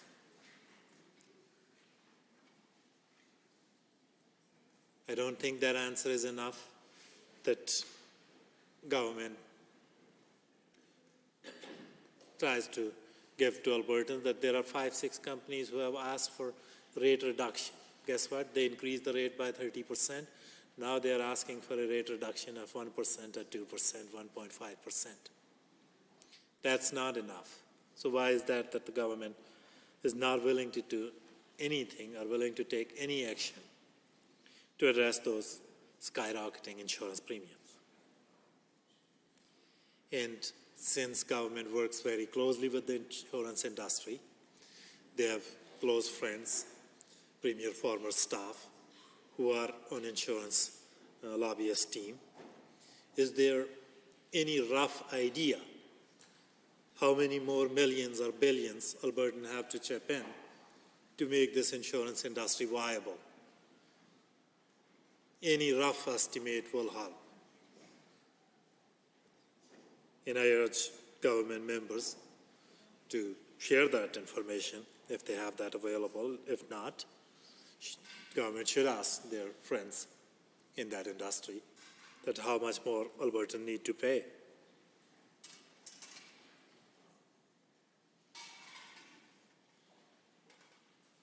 And also with respect to the report that government earlier tried to hide, while this act is open, why is that the Minister of Finance is not bringing forward changes to make sure that we have that in legislation, that that report is published every year, and that report is tabled to this legislature? Why is that? Is there anybody who's willing to talk to Minister of Finance and provide that answer for Albertans? Because Albertans would like to see how insurance companies are doing. So these are the concerns that we hear every single day in our constituencies. These are the concerns that we hear from Albertans every single day. They are worried about their insurance bills. They are worried about their utility bills. They are worried about costs being piled onto them by this government. And insurance costs are such that if you have to drive a kid to school, if you have to go to groceries, if you have to drive kids to soccer games, you need to have a vehicle. You will have that cost. And government policies are punishing Albertans just to insure their vehicle. It's getting harder and more difficult for Albertans to afford this UCP government anymore. So while these changes to captive insurance, these changes to get unlicensed insurance for companies, and these changes for standalone reinsurance companies are good. But Minister of Finance and this government also need to make changes to make sure that Albertans can also afford insurance products. They're able to afford to insure their vehicle. And it is not enough, these talking points are not enough that there are companies who are applying now for rate reduction after increasing that to 25 to 35%. Government represents first and foremost Albertans, not insurance industry and not their lobbyists. The government should step up and work for Albertans, and this is something that Albertans need action from this government. They are hurting. They are unable to afford insurance products. And if anyone from this government wants to hear how these changes made by the UCP have impacted Albertans, they can come to my riding and I'm happy to take them on a tour. Are there others to speak to Bill 16 in Committee of the Whole? The Honourable Member for Edmonton Castle Downs. Thank you, Madam Chair. It's my pleasure to rise this afternoon to speak to Bill 16, the Insurance Amendment Act 2022. I want to just start by acknowledging the importance of the previous member's speech when he was talking about the residents of Northeast Calgary and the devastation that so many experienced because of the hailstorms. And then, unfortunately, the lack of support that this government provided. The member from Calgary Boulevard-McCall has been a fierce advocate when it comes to advocating on behalf of the residents of Northeast Calgary and the impacts of this devastating storm. And, you know, I think it sets a tone for how we're discussing what the needs of Albertans are versus the legislation that we see put before us. And today is no exception to that pattern that we continue to see. When we're advised that the Insurance Amendment Act is coming forward, you know, there's always a bit of hope that perhaps now this government will do something that actually has an impact and supports what Albertans are asking for. Unfortunately, as with the pattern and the trend that we've seen is that the government will introduce something and then unfortunately it actually does nothing to support what Albertans actually need, which is lower insurance rates. While there's not a lot in this piece of legislation that supports Albertans, it's not necessarily something that I would vote against. What's glaringly obvious in this legislation is the lack of actual tangible pieces that will actually support Albertans. I know that many across the province have experienced insurance increases, around 20 to 30% on average. I know the members opposite know this because we are, as opposition, CC'd in most of the correspondence because there's not an actual response or action that comes from government. So I think of the ongoing pleas that I hear as the member for Edmonton Castle Downs from my constituents about how difficult times are right now. Financially, people are struggling. We have seen a government bring forward legislation that has potential to actually make a difference in the lives of Albertans. However, again, we see in Bill 16 nothing that actually helps drivers in Alberta. We know that driving is something that is quite essential for many across the province. I would say this government has arguably made that even a higher requirement because if you live in rural Alberta right now and you need to access a doctor, you have to drive. You can't simply just walk down the street or ask a neighbor for a quick ride to go see your physician because there aren't any. And so in order to access something as essential as as healthcare, unfortunately many residents of the province require to drive. And you know, as someone who grew up in Whitecourt, Alberta, and my little brother was born in Whitecourt, I don't understand how the bad decisions around supporting healthcare or lack thereof from this government is putting so many people from my hometown in a place where they can't have their children in a hospital in their community. They have to drive who knows how far to be able to access that. And as a mother of three, I can tell you When a baby wants to come, they're coming now. And part of your prep is planning on what that looks like. And not knowing where your baby's going to be delivered, not knowing how far it's going to be is quite a big stress and not needed at that time in this expectant parent's life. I think when we're looking at what this government could have done,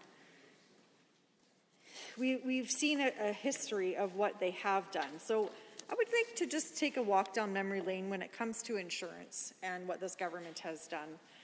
Previous in this sitting, we've seen, again, insurance legislation opened. And unfortunately, what the UCP thought was important at that time was to decrease the status of concussion through an accident. They reduced it from being a serious injury.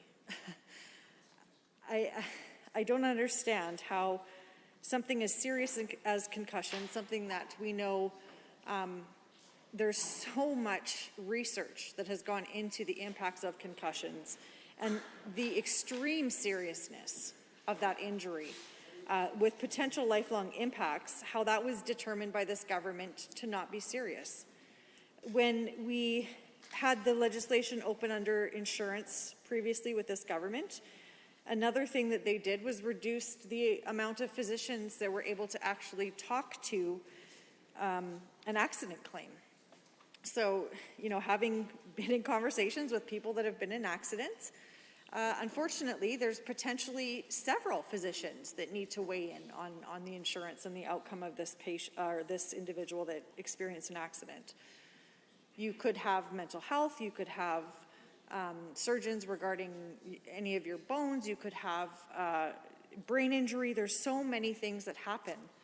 And to be able to decide arbitrarily which physician gets the right to deliver the report, because this government reduced it to one physician, is a major impact on Albertans that have been in a motor vehicle accident. That's the history that we've seen so far with some of the things that this government has chosen to do when they open up legislation. Now, one of the things that we're seeing definitely with this government is that if you are a friend of theirs, you will have impact. And I would argue that insurance companies have definitely had an impact when it comes to the decisions that this government is making, specifically their lobbyists, their friends, because we've seen in the province an incredible increase to the profits that insurance companies have, and not an increase in Albertans' pocketbooks. We've seen decisions that actually are costing a lot more to the average Albertan's household. We've seen insurance rates go up, like I mentioned previously, 20 to 30% of an increase on average. We've seen tuition rates skyrocket for students in the province. We've seen utility bills absolutely astronomical in this province. Those are the things that I'm hearing from Albertans, things that are impacting their income, their ability to make decisions on how to spend their money, whether it's their unfortunate $400 electricity bill or their skyrocketing insurance to drive their car, or food to feed their families. We know that the food banks are up substantially in the amount of individuals that are accessing them. And it's because people are being forced to pay rates that they shouldn't have to pay. They're being forced to pay for things that this government could easily come in and support. However, that's not what we're seeing. When we have bills that are presented to the legislation that make changes but don't actually do what Albertans are asking for, there's a big disconnect between what Albertans are saying that they need and what this government is proposing as legislation. I know that we had asked for the report.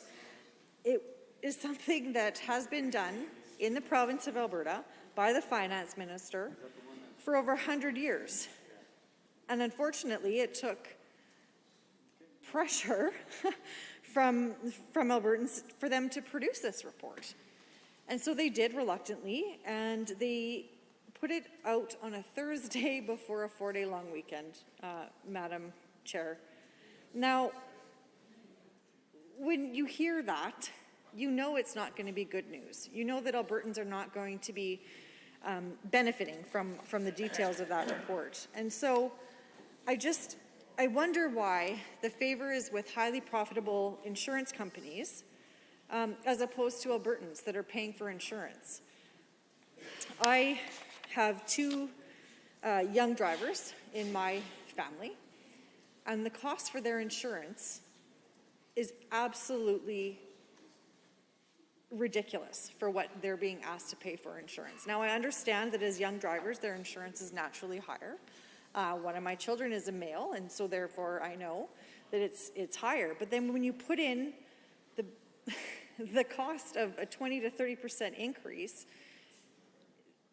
they can't afford it. One of my children is currently enrolled at the University of Alberta. She's pursuing a career in education. And a lot of her time is spent on her studies. She doesn't have a lot of extra time to work. She was laid off because she worked in the service industry for most of the pandemic. And she just doesn't have a whole lot of savings that she can access. And so she needs her car. She has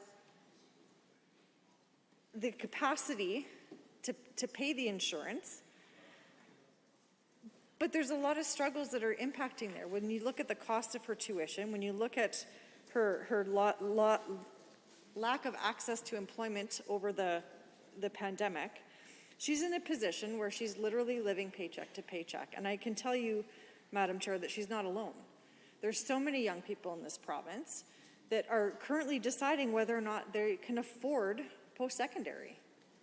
Some of them are in their second, third years. Some of them are just deciding whether or not they should enter at all, if they can afford it. And those are conversations that absolutely should not be happening in the province of Alberta. We have a government that's made horrible decisions throughout the pandemic. They put an attack on the healthcare profession.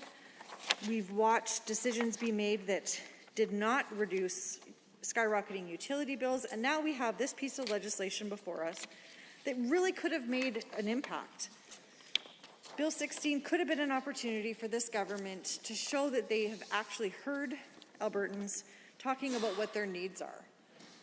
We don't see it in this. We see a piece of legislation that does nothing for Alberta drivers. It does not decrease their insurance. I can tell you that there's been a lot of discussion from so many in Castle Downs about just the affordability right now in the province. And I'm hearing from people that I am shocked are considering leaving the province. Educators that just feel completely defeated and unheard, unrespected in their profession, based on so many things that this government is doing with legislation, whether it's curriculum, it doesn't end. And when cost of living comes up, it's not something that this government should be ignoring. People are struggling in the province. People have come to the government to expect that their needs are being met. They should be able to have access to healthcare providers in their community. They shouldn't have to drive to see a doctor.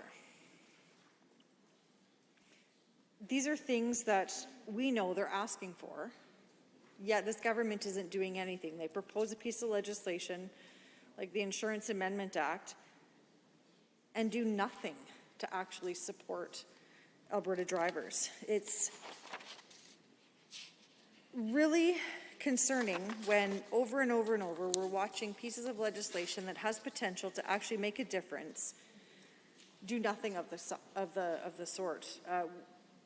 I have had countless conversations with individuals about ideas that are just not being listened to. Pleas for help when it comes to the cost of living in the province. some sort of support when it comes to utilities, their insurance. But this government instead chooses to put forward legislation that doesn't actually support them. It's very confusing when there's no changes in this legislation that would actually benefit drivers. We know that the insurance companies have billions in profits. Billions. Yet we don't see any support to the average Albertan and drivers. We have many questions that just continue to go unanswered. And unfortunately, I can tell you that that isn't unique to this piece of legislation. It's been an ongoing theme from this government to put in pieces of legislation that don't actually have an impact on the day-to-day lives of Albertans. And if there is an opportunity to have an impact, we hear that don't worry, it'll be done in regulations. And so we have a clear message that we're hearing from people all across the province. They need support with insurance. They need reductions. This doesn't do that, Madam Chair.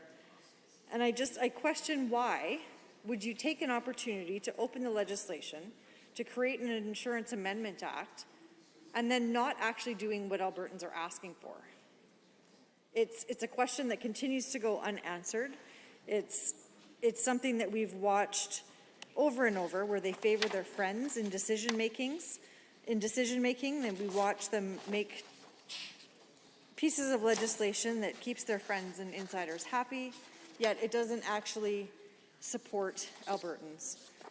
And so with that, Madam Chair, I will end my comments, and I look forward to further debate. Thank you. The Honourable Minister of Finance. Well, thank you, Madam Chair. I'm pleased to rise this afternoon and make a few comments with respect to Bill 16. I appreciate the debate in the House during Committee of the Whole. A member from Edmonton Castle Downs has made a number of assertions around Bill 16 and more broadly around insurance in general, and there's certainly a number of points that I have to agree with her on. Insurance costs are high, Madam Chair, and we certainly recognize that. We are in an inflationary environment right now, globally, certainly within the North American context, and I would agree with that. And affordability is a concern for Albertans, and I would agree with that, Madam Chair. But what I don't agree with is the assertion that this government's taking no action. That I simply can't agree on, because we are taking action.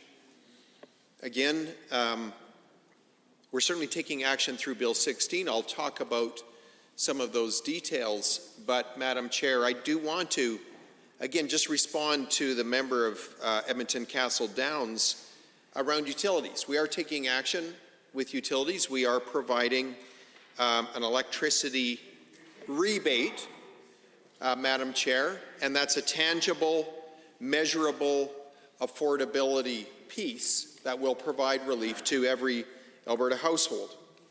Madam Chair, we're also taking action by suspending the fuel tax, saving every Albertan, every Alberta business, every Alberta nonprofit every time they go and fuel up their vehicle at the pumps. So, Madam Chair, we are taking action, but we're taking action on the insurance front as well. We're taking action in Bill 16. We have a hard insurance market in this province, in this nation, really in this continent, and what that means is that there have been losses in the insurance industry, large claims over time, in recent time, that has caused insurance providers to raise their premiums. They raise their premiums to recapitalize. They raise their premiums to reflect what they may believe are additional risks going forward. We're seeing that not only in Alberta, we're seeing that across the country, and in fact, to some degree, it's a global phenomenon. But we're taking action. That's why, in fact, why we brought forward to this House Bill 41. Bill 41 clarified, amongst other things, clarified the definition of a minor injury with respect to automobile insurance, automobile accidents. Certainly our actuaries as well as industry actuaries all agreed that by providing that additional clarity, a similar definition to that used in Atlantic Canada and elsewhere, but by providing that clarity, we would expect to see approximately $120 of premium relief for every Albertan in terms of vehicle insurance. At the same time, we added additional care in Bill 41 so that Albertans who had the misfortune of being injured in an automobile accident would in fact be able to access more care. So, Madam Chair, we are taking action. You know, and we hear from members on the opposite side, time after time, their reference to massive profitability in the insurance industry, and there's no doubt that insurance companies are profitable. But, Madam Chair, I've had a real interest in that question myself, because I believe fundamentally it's government's role to create a very, very competitive business environment, an environment that encourages more players to be active in a marketplace. And Madam Chair, right now we have approximately 45 insurers in Alberta offering automobile insurance to consumers. We want to see that number go up because I believe with increased competition we'll see better value for Albertans. And so, Madam Chair, I have inquired with my department, who inquired with the body who is ultimately responsible for gathering statistics. Madam Chair, the members opposite are heckling. They should listen because they're going to learn something right now. I have inquired with the statistical agency that gathers statistics with respect to premiums, losses, and profitability for Alberta insurers, in fact, for insurers across this country. And what I have found in 2020, and this is statistical information that's available, I believe to the public, certainly to the department, and I'm happy to provide it. In 2020, on average, insurers had a profit in the automobile insurance industry market. They made, on average net, $11.59 per vehicle insured. And that's a profit. And Madam Chair, I was interested. You know, are they making $300-400 a vehicle? Are they in a loss position like they have been some years? No, they're in a profitable position in 2020, netting $11.59 per vehicle. Wow. Madam Chair, I'm not suggesting that automobile insurance premiums are low. They're not. But what that tells me is we need to deal with the systemic issues that are driving up costs in the sector. That's how we'll ultimately provide better value for Alberta automobile insurance consumers. And that's why we brought in Bill 41. The good news is, at this point in time, we're seeing automobile insurance premiums flatten out, level out, which is very encouraging because even under the NDP rate cap, they were going up at a minimum 5% per year. Madam Chair, they're leveling out right now, and we're continuing to monitor that. It's our role to ensure that we have a regulatory framework that provides an efficient, effective automobile insurance experience for insurance companies, but more importantly for Alberta consumers. And Madam Chair, we continue to monitor our progress. With respect to Bill 16, we're taking action. We are, last fall, we passed, I believe it was Bill 76, the Captive Insurance Corporations Act, which effectively enabled captive insurance companies to exist and operate here in the province of Alberta. That was tangible action to deal with an insurance challenge. In Bill 16, we are further enhancing that Captive Insurance Corporations Act to provide clarification around re-domestication if an Alberta company has a captive insurance company domiciled, captive insurance subsidiary domiciled outside of the nation. This additional clarity will make it easier for these Alberta parents to re-domesticate their captives into the province. The whole goal, of course, with a goal of expanding the insurance industry in Alberta, expanding solutions and options for ultimately insurance consumers, and for growing our financial services sector right here in Alberta. I have to say, when we enabled captive insurance in the province, it was very well received by Alberta parent companies who have captives domiciled elsewhere, but also it was very well received for other entities within the province who were considering a captive insurance company as an insurance solution. Bill 16 also enables reinsurance, and maybe more importantly, offers a well-understood corporate structure that has served Alberta businesses, companies, entities very well in other applications, and that's the use of a limited partnership. We've taken advice from an expert committee around insurance, and certainly this was a recommendation that they believed would be important, would move the meter in terms of attracting attention and investment in the reinsurance space. And so that's what Bill 16 is all about. I have to say, Madam Chair, we recognize insurance costs are high, but we're taking action. We're working to ensure we have the most favorable regulatory environment in this province so that businesses can set up shop here in Alberta and offer Albertans the most cost-effective insurance products available, possible. And so, Madam Chair, I could contrast that to the efforts of the NDP when they were in office. Their ultimate move was simply to place a rate cap, put a rate cap in place, which, Madam Chair, I think we all recognize, if a rate cap is put in place, if we as a government legislate what businesses can charge, but don't deal with the systemic issues that are driving up their costs, what happens? Companies that work in that space just start to pull out, start to pull back. We were starting to see that. Had we left that rate cap in place, I am very confident that we would have had massive capacity by this point in time, pull out of the insurance industry in Alberta, leaving fewer players, fewer choices for Albertans.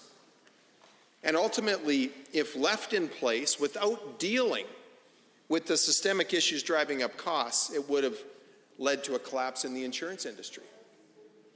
And that would have been unacceptable to Albertans. So, Madam Chair, I appreciate the chance to rise and debate Bill 16 in Committee of the Whole, and I'll cede the rest of my time. Are there others to join the debate? Seeing none, I will call the question on Bill 16, the Insurance Amendment Act 2022. On the clauses of the bill, are you agreed? Agreed. Any opposed? Carried. On title and preamble, are you agreed? Agreed. Any opposed? Carried. Shall the bill be reported? Are you agreed? Agreed. Any opposed? Carried. The Honourable Deputy Government Whip. Thank you, Madam Chair. I move that the committee rise and report progress on Bill 15 and report Bill 16. Having heard that motion, all those in favor, please say aye. Aye. Any opposed, please say no. So carried.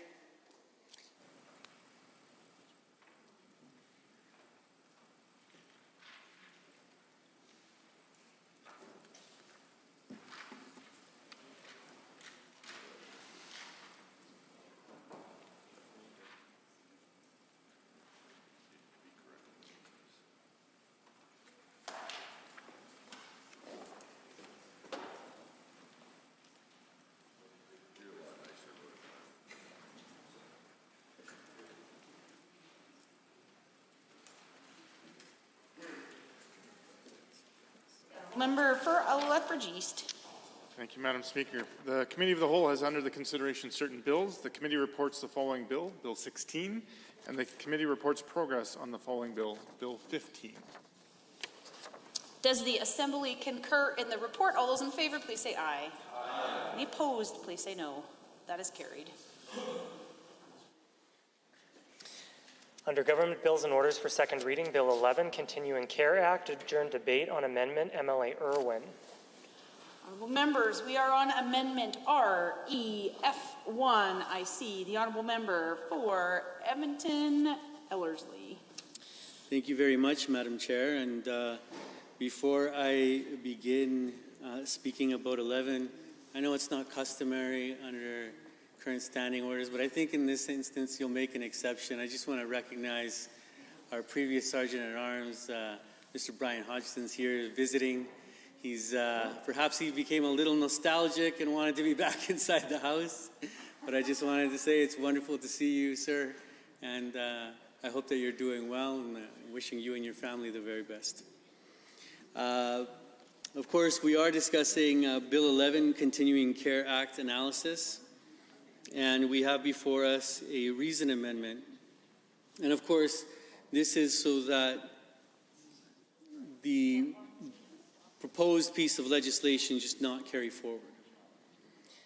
And I think that on this side of the House, we've been able to demonstrate significantly that although this bill is an administrative piece of legislation, there's so many other things that the Minister of Health has failed to address when it actually comes to continuing care here in the province of Alberta.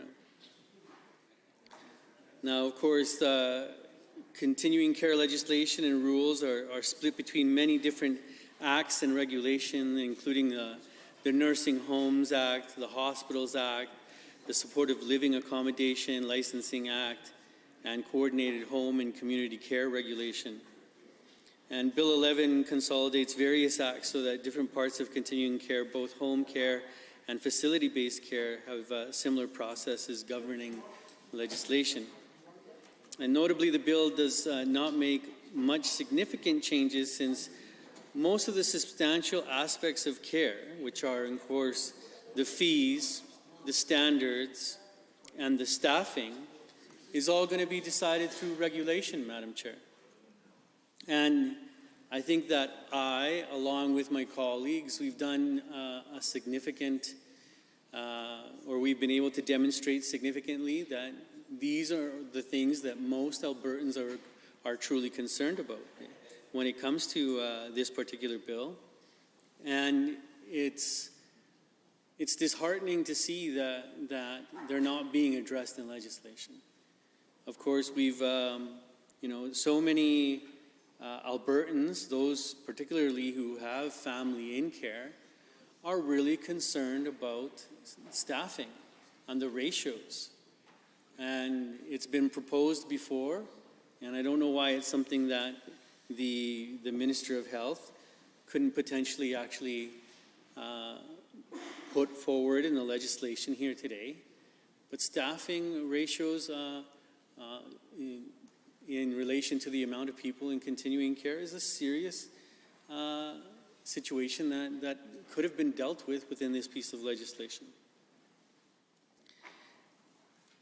And of course, staffing and the issues that people who work in this particular line of work experience is also a considerable issue that could have been addressed in Bill 11 as well. And unfortunately, we just didn't see it. I mean, and it's not just coming from us on this side of the House. I mean, the facility-based continuing care review highlighted so many of these issues that we're currently bringing up. And I mean, just fees alone. It's quite incredible the amount that people have to pay in order to keep a loved one in continuing care here in the province of Alberta. And we just finished hearing this diatribe from the Minister of Finance saying, that in relation to insurance, of course, he was debating another bill, but he was saying that, you welcome privatization in, and costs are supposed to go down. And, the member from Edmonton Gold Bar on this side was like, well, how many companies have to come in order to bring that price down, to bring that cost down here in the province of Alberta when it came to insurance? The minister said this is currently 45, so how many do we need? Do we need 100? Do we need 200? How many? And then again, when it comes to continuing care facilities, is that the type of thing that we want to be bringing into the province of Alberta? How many continuing care companies are we going to need? in order to drive down the price for continuing care here in the province of Alberta, which in essence is the service of caring for loved ones with dignity. And because the staffing ratios aren't there, that's not what Albertans are getting. And you have this paradox because, the company's trying to obtain the greatest amount of profit through this process as possible. And of course, so they're going to, what are your two major expenses in any business? Well, it's going to be your rent or the mortgage you're paying on the business in order to conduct that business, and then labor. So of course, with these in the continuing care industry, you have these private operators trying to do their very best to lower their costs, because that's how private business works when they're trying to achieve greater and greater and greater profits. And that's why this is so important, because yes, we are leaving this industry or opening up this industry to the free market. But at the same time, there needs to be certain regulations in place, because we're talking about, number one, we're talking about the service of caring for people in continuing care with dignity and respect. So you can't just leave that entirely up to the market. You cannot leave that entirely up to the market. And for operators to basically just come up with their own rules and hope for the best. So yes, we do need regulation when it comes to people in care, to make sure that they are treated with dignity and respect, and that this is the bare minimum that the government could do, is actually provide in legislation ratios for staffing to people in care. I think that this would be the bare minimum that the government could provide, but yet the Minister of Health has omitted that very suggestion that has come from a number of advocates and stakeholders in this particular industry. And it's saddening, really, because I honestly believe that a lot of seniors, especially, are not being treated with dignity and care inside of these facilities. And we've all heard the horror stories. So why can't we agree on this? Okay, I'll give it to the members on the other side. I'll let them have certain things, yes, should be just left to the free market. But this is not one of them. Especially our seniors in this province that have dedicated their entire lives contributing to our society, this is definitely not one of them. And as I've explained time and again in this House, when it comes to the free market and the laws of supply and demand, you're going to have people that aren't going to be able to access. You're just not going to be able to get people that will access the level and quality of care that they deserve in a free market system. And this is what's so disheartening, is that we see this government pushing us more and more and more when it comes to not only this industry, but almost everything in the province of Alberta, pushing us more and more towards free market, to the free market principles. Right? We have the Minister of Infrastructure and the fact that, he's completely open to P3s. And even though we've seen in jurisdiction after jurisdiction the horrible application of P3s, and that, essentially it's a way that, governments can actually hide costs on when they're balancing the books. but those costs are still there in the long run. Never mind, Madam Speaker, when you're talking about the externalities. As I've mentioned several times in this House, and that it's almost like you're trying to save a buck today, but you're going to end up having to pay exponentially later. And that's what I don't understand, why the members on the other side can't see that. Right?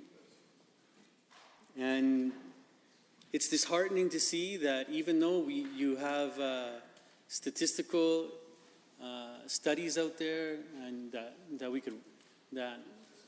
could reference, that it's not always the answer. And this is definitely not one of them. So for that reason, I would really hope, and I know it's a long shot, but I would hope that the members, all members in this House, will actually vote in favor of this amendment. Now, we've had the opportunity to debate, and I'm really happy that the Minister of Health has actually gotten up especially in Committee of the Whole, and has addressed some of the issues that we've brought up in debate. But of course, he hasn't talked about all of them. He hasn't addressed them all when it comes to this particular piece of legislation. As I already mentioned, the government has not acted on several recommendations from the Facility-Based Continuing Care Review. And you can't help but ask, well, what are they waiting for? You know, like they talk about, you know, they've been in government for 3 years now. For 3 years they've been in government. And I get it. When you're in government, you have your certain priorities and you want to get certain things done. And sometimes you can't get to everything. But on this one, on treating especially our seniors with the dignity and respect that they deserve, you'd think that this would be one that's important. One that they would move on when it comes to the Facility-Based Continuing Care Review. And of course, that review stated that there needs to be increasing the amount of home care provided. Just that alone. And then again, improving work conditions for continuing care staff. And I've already highlighted in debate, but I believe that it bears repetition here once again, and that is the fact that the majority of the people that actually work in this industry are new Canadians, racialized people, and because of the fact that we have private continuing care operators that, again, are seeking the greatest amount of profit by providing this service, these staff are paid the lowest wages, and then on top of that don't have benefits. And why? And it tends to be racialized Canadians. And so when you're a racialized individual and you look at this scenario and you see that whenever it comes to the private sector and the only job that you can get is within that private sector,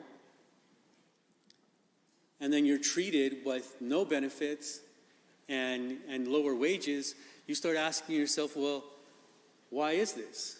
And why am I being treated as a second-class citizen? So ultimately, you know, there's a number of issues of fairness that need to be dealt with here as well. And that's another reason why the Minister of Health could have come forward with a proposed piece of legislation that could actually address these issues. Because racialized individuals within this province are feeling discriminated against. You know, and I remember my mother, of course, coming to this country, having to learn English, and I remember having many a discussion with her, and her feeling the very same way that Are there others to speak to Amendment RA1? The Honourable Member for Edmonton, Goldbar. Thank you, Madam Speaker. I appreciate the opportunity to offer some comments on this amendment. And let me just follow up on some of the things that my friend from Edmonton, Ellerslie, was speaking during his, that he was talking about during his speech. And, you know, he was talking about his opinion that the continuing care sector is not one that should be dominated by market forces, if I could summarize it succinctly like that. And let me just build on that and say that I firmly and strongly believe that for-profit continuing care service is immoral. It is not right that people should profit off of caring for the sick and the elderly and people who are not able to look after themselves. That's not to say that I don't think that people should make a living being able to look after that. I think that people who work in the healthcare field should absolutely be able to look after themselves while they're looking after others who need it.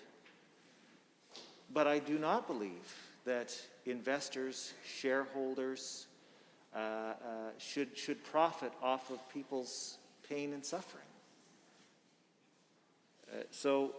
And I'm not the only one who believes that, Madam Speaker. In doing a little bit of research around the history of continuing care in the province of Alberta, it was astounding to me that the social credit government of this province also agreed that it was immoral to profit off of caring for people who needed it in the long term. They made it illegal to profit off of caring for people who are in long-term care facilities. And I think that is something that the province of Alberta would have been wise to continue. And I can see that my friend, the Minister of Infrastructure, is again audibly sighing, listening to my speeches. And I would encourage the Minister, if he takes issue with the things that I have to say, either he can get up and respond to them, or he can remove himself from the chamber. But interjecting in this way is not helpful and only serves to lower the tone of the debate in this House.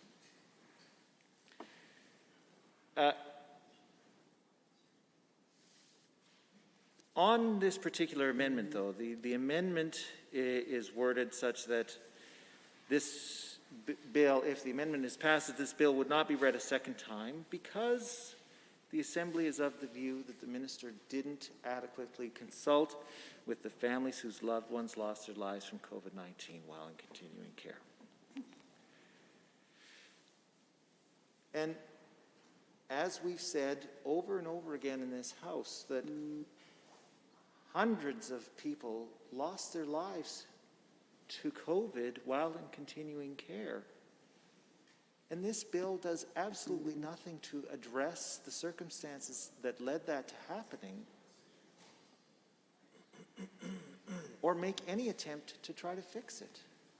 And in fact, the Minister is so closed off to the idea of addressing the problems that led to the deaths of so many people in continuing care due to COVID that he refuses to even open up public consultations on the matter.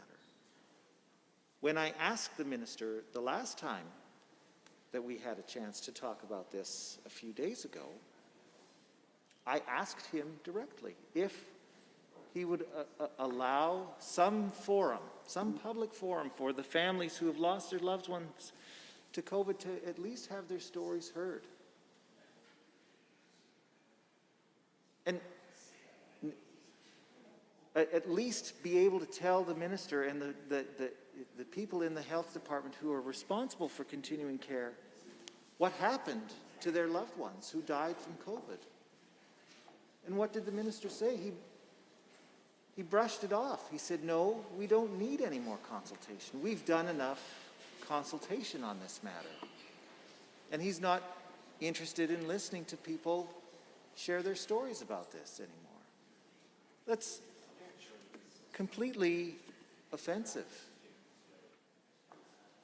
There's been no public consultation whatsoever on how government has managed the COVID crisis in continuing care or anywhere else. I know of no forum where the families and friends of people who've lost people who died of COVID in continuing care can even submit their stories for consideration. No seniors advocate. There's no seniors advocate anymore. People are left to carry this grief, mourn their loss on their own, with no hope of any improvement for people who are still living in the continuing care system and at risk of dying of COVID. I don't think that that's I don't think that that's fair. I don't think that that's responsible government. At the very least, give people an opportunity to share their stories so that their loved ones didn't die completely in vain. I mean, it's too late now to take actions that could have prevented the deaths of the people who we've already lost. But it's not too late to take preventative measures to make sure that it doesn't happen to anyone else. COVID certainly hasn't gone anywhere.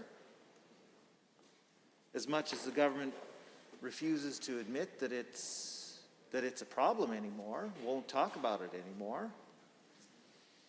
COVID hospitalizations are as high as they've ever been, with the exception of a few days in January of 2022.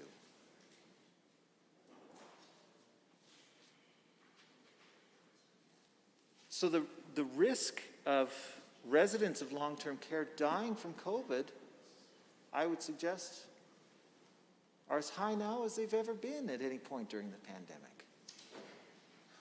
And the minister doesn't want to hear a word about it. So that's why I'm encouraging all of my colleagues here in the House to vote in favor of this amendment.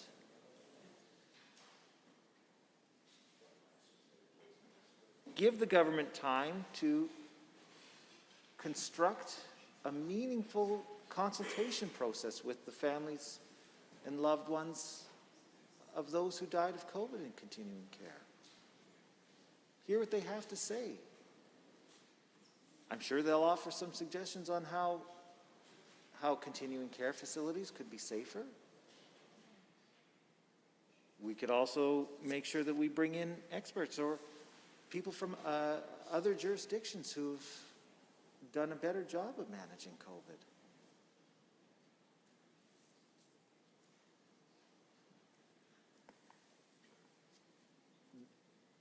Now is not the time to be passing this piece of legislation. We need to give the families of the people who have died a voice. We need to validate their experiences and show that we've learned from our mistakes and are doing better. So for those reasons, Mr. Speaker, I urge all of my colleagues here in the House to vote in favor of this amendment and give the families of those who we've lost to COVID hope for justice of some kind. Thank you. Thank you, Honourable Member. Are there any members wishing to join debate on RA1? I see the Honourable Member for Lethbridge West has risen. Thank you, Mr. Speaker. I'm pleased to rise to speak to this reasoned amendment. I offer a few thoughts that I will begin with by recognizing the tremendous number of frontline workers in the long-term care and assisted living sector in Lethbridge. We have a large number of seniors and folks over 65 and varying levels of congregate care, and a great deal of home care workers as well as a result of the demographics of the city, Mr. Speaker. And indeed, people have worked through tremendously challenging conditions through the pandemic, and certainly long-term care and assisted living in particular and home care, I would argue, are areas where folks are just managing at the best of times. But during the pandemic, people were asked to go over and above, oftentimes without, especially in the early days, appropriate PPE, without having any explicit rules around working in one site. Often without those full-time hours and that full-time employment, which we know leads to better outcomes, both for the staff and folks to continue to see themselves in these personal care professions, but also over time in terms of the outcomes and the healthcare outcomes for people, even absent a pandemic, but certainly during it. There is no question that we owe these frontline workers a great deal of a great debt of gratitude. And in fact, when I was reading through the Royal Society paper on COVID-19 and its effect on long-term care, the Royal Society of Canada indicates that this is an area where the workforce is prone to a great deal of burnout and leaving this line of work. Even still, people report in these areas of work report a great deal of satisfaction with their jobs. Because, Mr. Speaker, oftentimes people working in these areas are providing a voice to the voiceless. The frail elderly have shockingly few advocates. And oftentimes in assisted living, there is more family interaction because the family is taking up a great deal of the care work with respect to getting their elderly parent often to appointments and so on. But in long-term care, the isolation became even more pronounced during the pandemic, and it is oftentimes the workers that filled in those gaps, certainly during the pandemic. We had 1,600 Albertans perish of COVID-19 in congregate living facilities, seniors, during the pandemic. By contrast, in Quebec, there's been a coroner's inquiry when 4,000 people died, and it's quite a larger province. That coroner's inquiry called 220 witnesses, including a couple of ministers. In Ontario, which also saw a great deal of deaths in long-term care and assisted living, they had a commission that just recently submitted its final report to government. In Alberta, we have an Auditor General who has looked into the issue but was specifically blocked from making his findings on his investigation into the COVID-19 response in long-term care and assisted living in Alberta by UCP MLAs who blocked his request, refused it, voted it down a couple of times for him to make those findings public and answer questions about those findings at the June meeting of the Public Accounts Committee. I believe that families, frontline workers, and the residents themselves deserve better. I believe that the isolation and the stress of the pandemic and the separation from family and loved ones was quite likely exacerbated from understaffing and had a great deal of effect on people in their final days. I believe this because I saw it up close. I shared with this House, watching someone in the final year of her life move in, from assisted living into long-term care and back to acute care and back to long-term care during the context of the pandemic. And people didn't get what they deserved, certainly, or even what they needed in terms of their healthcare needs at that time. We see a workforce, Mr. Speaker, that is disproportionately women, immigrants, and racial minorities. We see a workforce that in Alberta, by the government's own figures, is short approximately 6,000 FTEs. We see a long-term care and assisted living system whereby private for-profit care settings fared worse through the pandemic, where we see lower ratios, potentially lower investments in building maintenance, in PPE, and lower pay. We certainly see a situation in Alberta where creativity for quality of life was not at all something that we were able to see our way through to providing for people. People were reduced to waving at each other through windows rather than having the appropriate staff ratios and enough personal care aides to get elderly people outside so that they could engage with their family members, sometimes at the end of their lives. We haven't seen any level of accountability, not even allowing the Auditor General to speak to the public about his findings on this. We have seen the minister get up and be very proud of his legislation because it provides a better administrative and statutory framework. Well, I am sorry, Mr. Speaker, but that does not exactly rouse the enthusiasm of families and those living in long-term care and assisted living through the pandemic. Because that's not what leads to quality of life, a better administrative framework. This sort of bureaucratese is no salve for what people actually need. Because what people actually need is a commitment from government that the fractures in our nursing home system, as they are referred to in the Royal Society of Canada report on the matter, those fractures resulted in, quote, high levels of physical, mental, and emotional suffering for our older adults. And I'll quote directly from this Royal Society report because it actually hit home for me. Those lives lost unnecessarily, they're referring to the COVID-19 pandemic, had value. Those older adults deserved a good closing phase of their lives and a good death. We failed them. We have a duty to care and to fix this. Not just to fix the current communicable disease crisis, but to fix that sector that enabled that crisis to wreak such avoidable and tragic havoc. We have the capacity, the knowledge, and the resources to take immediate steps toward restoring the trust we have broken. This is our choice. That's directly from the Royal Society of Canada working paper on long-term care that came out by June of 2020, because Canadian researchers got straight to work on the extremely important public policy conversations that needed to come out of COVID-19 and the level of accountability and what we needed to learn and how we needed to measure it as a result of this crisis in long-term care and assisted living. So that is what we have been asking for as an official opposition, as an approach to this issue. There is nothing in this legislation in terms of measurement, metrics, data gathering, any kind of evaluation, any kind of guarantee of better outcomes. And one can put those things in legislation. One can give those statutory expression, and there's nothing stopping us from doing it except for this government will not.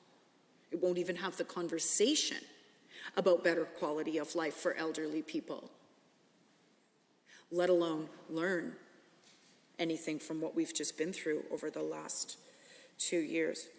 Now, the government's own facility-based review exercise, unimplemented, indicates, as I shared with the House, 6,000 FTEs required.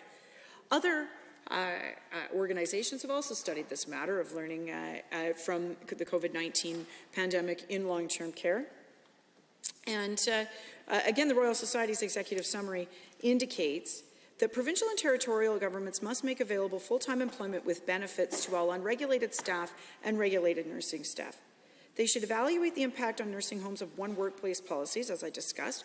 By the way, parenthetically, Mr. Speaker, this is something that was happening all across the country, and Alberta was months behind other jurisdictions on the one workplace policy. I remember the government providing various excuses for this monumentally unsafe approach to our nursing homes, our long-term care and assisted living facilities, and they said they tried to blame the unions or something, but it was completely ridiculous. All they needed to do was make it happen and appropriately fund it, which they did not do, which put people's lives at risk.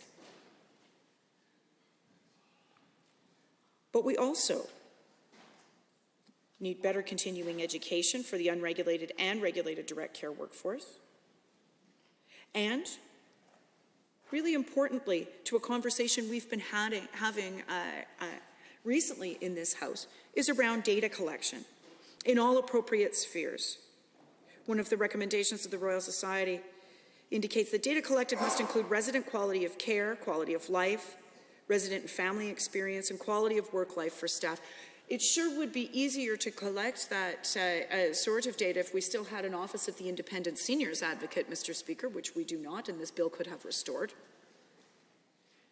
Data must be collected, I'm back to the Royal Society report now, using validated appropriate tools, must address disparities and compounding vulnerabilities among both residents and staff, such as race, ethnicity, language, gender identity, guardianship status, socioeconomic status, religion, physical or intellectual disability status, and trauma history screening. In other words, making sure that our care for our elderly people appropriately fits in ways that we now make sure and understand that we need to deliver all of our provincial services, whether it's healthcare, education, social services, housing, justice services, and so on. The extent to which we care about this issue is the extent to which I believe we care about our whole human family from beginning to end. I'm going to conclude with a quote from Carol Esterbrook, who's a U of A researcher and professor.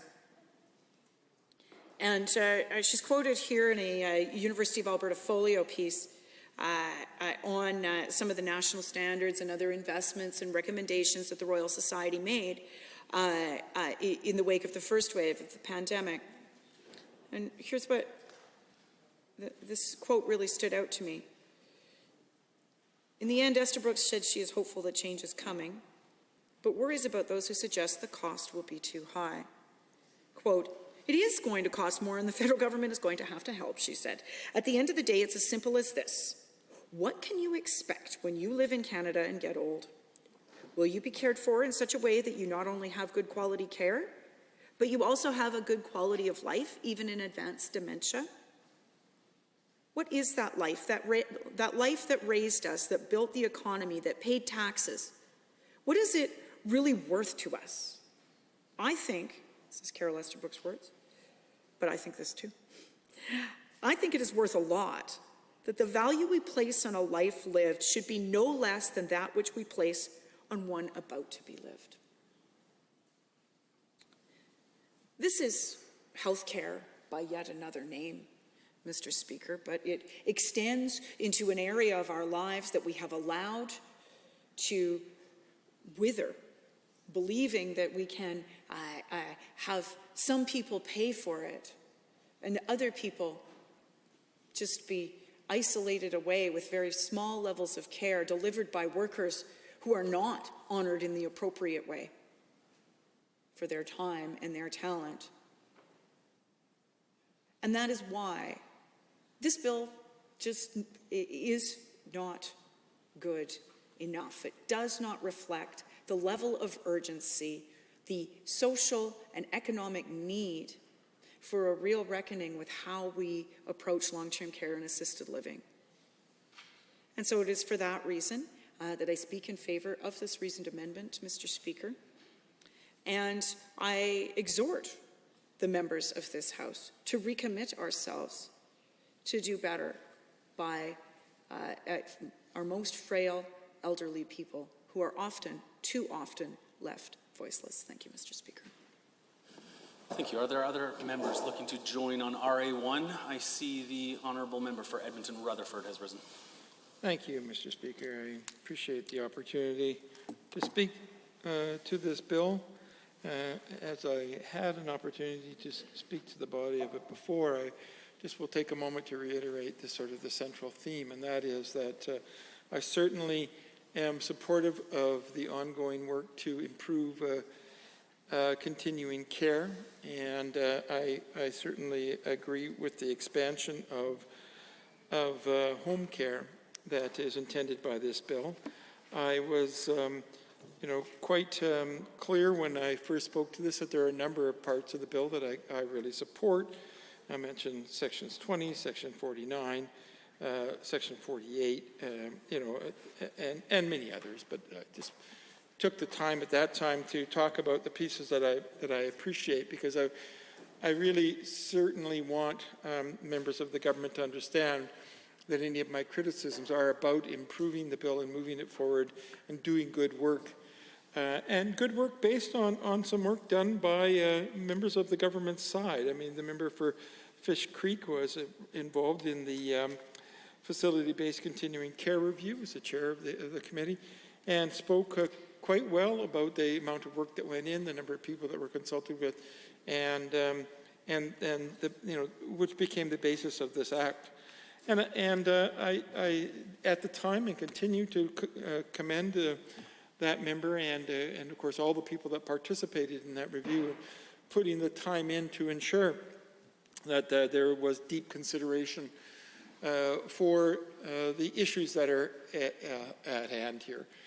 The thing that I am concerned about, and the reason why I am standing now to agree to this referral amendment, is because I think that work that was done by the facility-based continuing care review is not adequately reflected in this bill. There's no reason for it not to be. There are certainly many of the recommendations from that review that could be brought forward. And I would like to see the government actually take the time to do exactly that. You've done the hard work. Just finish it off. Don't get to 2 steps before the finish line and then stop and pause. That's the old fable of the rabbit and the tortoise.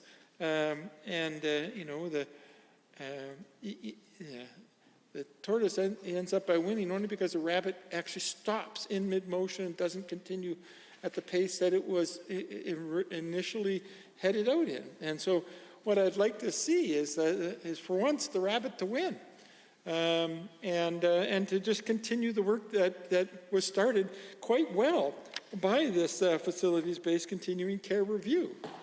And I guess I just, that's the most important piece. But I want to take my time to talk about something a little different than what has been talked about by others up until this point. And that is my deep desire to see a serious amount of attention being put on home care and the expansion of home care services so that things are available for citizens in this province that are actually already available in many other jurisdictions around the world. I happened to have the opportunity while I was Vice President of Family Services at Catholic Social Services to be responsible for a program that was examining the role that Catholic Social Services may take in expanding home care. So I had an opportunity to work for a few years on a pretty extensive review of what's possible in home care, where it is conducted. And this is now some almost 20 years. I'm too old. 20 years ago that we took the time to actually look at what is possible in home care, and unfortunately it has not moved forward very well in this province at this time. People are still in the position where unless they have a family member who is able to surrender their employment and to provide for them, that they're most likely going to end up in some kind of continuing care if their health requires it. Now, thankfully, medicine has also moved us to a point where many people are able to stay in their own homes throughout the duration of their life with very little time in any kind of a care facility, and many even with no time in care facilities. And thank you to all the great healthcare practitioners that have made sure that is now a reality for many people in society. I certainly wish this government would spend as much time celebrating that kind of success as they spend fighting with doctors and nurses and trying to take the money away from respiratory therapists and so on. But the thing I want to talk about most about the absence in this bill and the reason why we need the referral amendment is because there really has been a lack of effort in moving home care along. And I understand partly why, because it is indeed a complex issue. The issue isn't simply an issue of health. It's also an issue of social demography and responsibility and employment and pensions and benefits and all those other things that come up. And that is that when someone is in the state of having ill health, we have a medical system that often can deal with the issues of health in terms of pain management or slowing down, at least, if not reversing actual health conditions and trauma to the body. But often, the reason why people move into continuing care is not the health itself, but their ability to respond to daily needs. And those daily needs are often not the health needs, but rather the other kinds of needs that someone has. You can be at home and have your health maintained, but if you can't get out the door to go buy groceries, you've got a problem. If you can't, clean your floors, if you can't clean your bathrooms, if you can't do your laundry, if you can't make your bed, these are all issues that come to the place where you start to say, I can no longer live alone. And it's not because the medical system isn't able to help you manage the health problems that you have, but the complexity of managing those in a solitary situation are very problematic. I remember my mother used to joke that she wished she had a little drawer with a man inside that she could just open up maybe once a day and have them do one or two tasks and then put them back in the drawer and close the drawer again. And the reason why is because she needed help with specific tasks. And although, lots of children in our family, we all came by regularly to see her until COVID made that very difficult. We clearly were not there full-time every single day. And that meant that while tasks would get done, they would get done at the convenience of people who were not resident in the home. And therefore, whenever we happened to come by, and there would be the jars on the counter. While you're here, can you open these jars and put them in the fridge for me? Can you move this box of things? Can you put some more things into my fridge from the storage room? A variety of small tasks like that. So it is a very complex area. And we need to take the time to look at what is it that helps an individual to stay in their own home beyond the issues of health management. Because if we continue to neglect those kinds of problems, we are never going to be able to ensure that people are able to stay in their own home. At some point, they're going to give up because they simply can't do all the tasks. Now, one of the things I know is that people in society are very kind and generous. They certainly do things like volunteer to shovel walks, and often a neighbor is great at helping to pick up groceries and so on. But the problem with charity is that it is always at the whim of the charity giver. And it is not consistent, it's not organized around the needs of the recipient, it's organized around the availability and the desires of the giver of charity, which is why we have systematically moved away from a charity model to a more structural model of care in our society to ensure that people are well taken care of. I mean, in other areas in our lives, we would consider it absurd if we said, well, let's not teach children how to read. Let's just depend on the charity of others to teach the children in their lives how to read. You would say that's silly. You send them to school, make sure that 100% of the children have the opportunity, not just the ones who happen to have someone around who happens to have the time, and so on. So we can't depend on charity because it is by its nature unreliable, and by its nature is not focused on the needs of the individual receiving it. Charity as a moral imperative is wonderful because it impels people to actually do some things about it. But very few people say, the ultimate, I am going to give up all of my own needs in terms of employment and earning an income and the benefits and pensions that come with that in order to take care of somebody else because they have a greater need than me. I certainly know people that have done that, and I have deep, deep respect for that. But that is so rare. That is, it is ridiculous for us as a society to depend on that kind of thing. And then there's also the question about who is it that inevitably ends up by giving up all of their own personal benefits, their job, their benefits, their pension plans, and so on. And the vast majority of time that falls on women and is not equally distributed with men. So we have a systemic problem here. We have a problem that if we do not provide adequate home care in the way that it should be provided, that we are essentially asking women to do what we would never ask men to do, and that is to give up their employment to take care of another. Now, I know that's not the intention. We say, well, anybody can do that, but we know statistically that doesn't happen. That statistically, it's women that end up by losing their income, losing their choice, and losing their own mechanisms of well-being in order to provide care. And so it is therefore important that as a society we not allow that to happen, not allow a systemic discrimination to continue to occur, and that we should establish a structure that provides for the well-being of all citizens that does not depend on discriminating against one group over another. That's just something that's no longer acceptable in our society. And as such, we need to make sure that we have a systemic, well-organized, universally accessible, publicly paid for service that helps to provide expanded home care services so that we can keep people out of continuing care.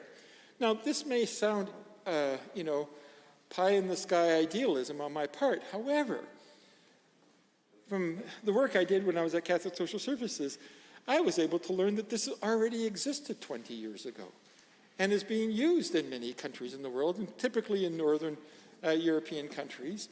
Finland, Switzerland, Denmark, Holland, Germany, all have models that have what I'm talking about to some significant degree.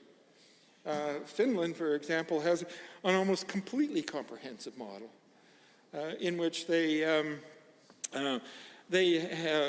have been able to reduce the number of people going into continuing care by a significant amount, and the vast majority of people, even with needs that make them dependent, whether it be health care or other kinds of in-home care needs, is down now to a very, very minimal number of people that are going into care, and I think that's good.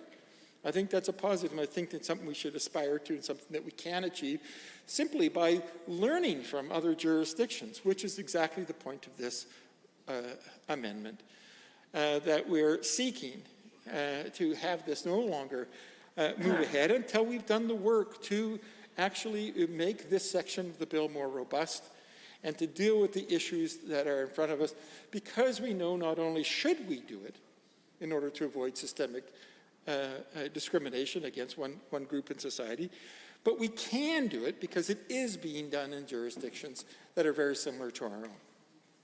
And so it's simply a matter of political choice. Are we prepared to do what we can to ensure that people stay in their own homes and live the good life that they possibly could live? Or are we prepared to just say, no, people are just going to have to suffer and go into longer-term care situations, which are certainly not as satisfying as living in your own home? Thank you, Mr. Speaker. Thank you, honourable members. Are there any members looking to join debate? I see the honourable member for Edmonton West Henday has stood. Well, thank you, Mr. Speaker. It's an honour to rise this afternoon, the evening, to speak to the amendment before us, or proposed amendment, again, that Bill 11, Continuing Care Act, be not now read a second time, because the Assembly is of the view that the government has not carried out sufficient consultation on the contents of the bill with families whose loved ones lost their lives from COVID-19 while in continuing care. And I completely support this amendment, and I've appreciated the the points that have been made by several speakers before me this afternoon. It's going to be hard for me to do a better job than that, Mr. Speaker. That's just simply the fact. But I, like many of my colleagues before me, have concerns with Bill 11. First of all, I guess just reflecting on the decisions that this government has made previously in regards to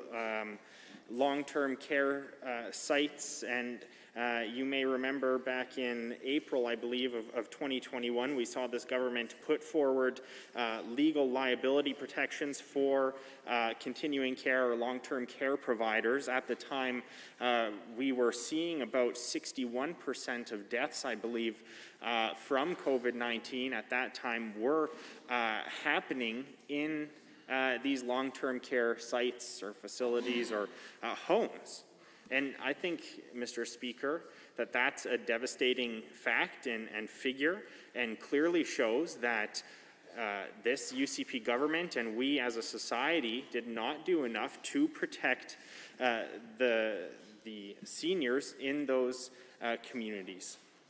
And so instead of, at the point of seeing this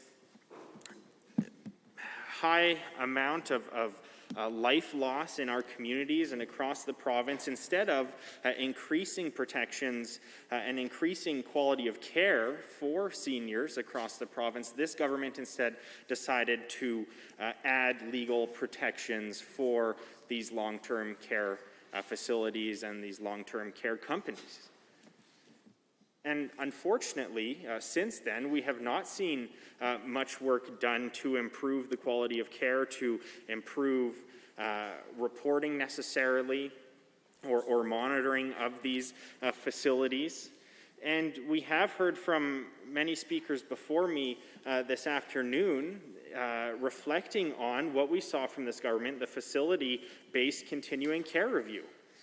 And I would repeat and echo the comments of previous speakers that there was a real opportunity to make impactful change for seniors and for families across this province if only the government followed through on the proposals that were put forward in this review. And there was many important pieces within this that would have been attainable from this government. But again, as we look at Bill 11, the Continuing Care Act analysis, the most consequential amendment that we see in here in terms of holding these companies and these long-term care sites accountable is an amendment talking about increasing the amount that an operator can be fined to $100,000 from $10,000.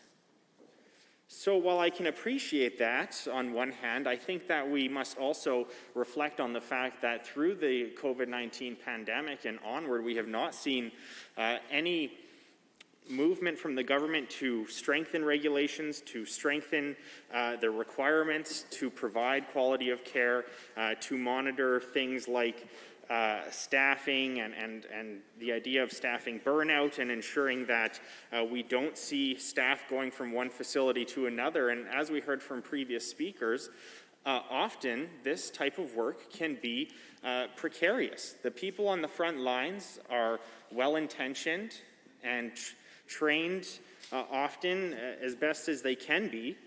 But the fact is, in many instances, there aren't benefits being provided to these workers.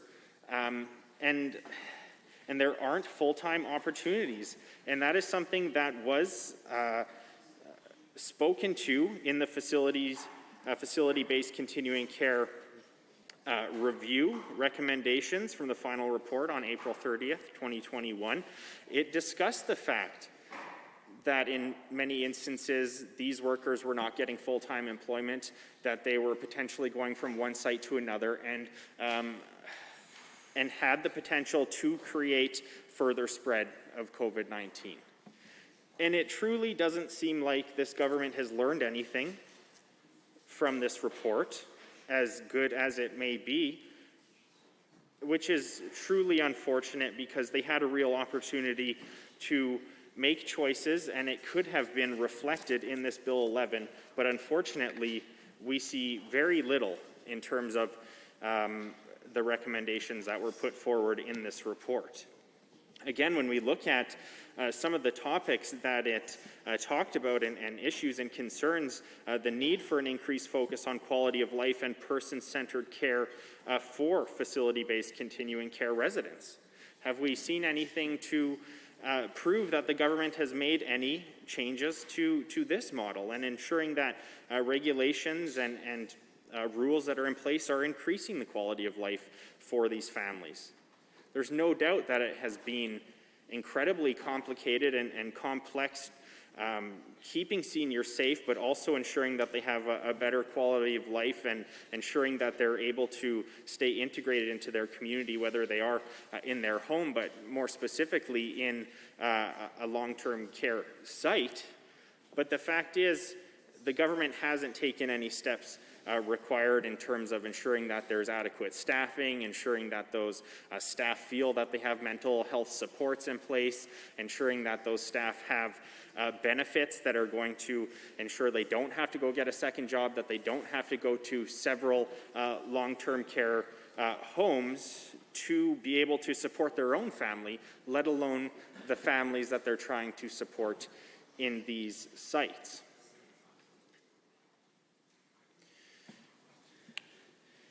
Again, some of the other recommendations in terms of improving coordination for monitoring and inspections.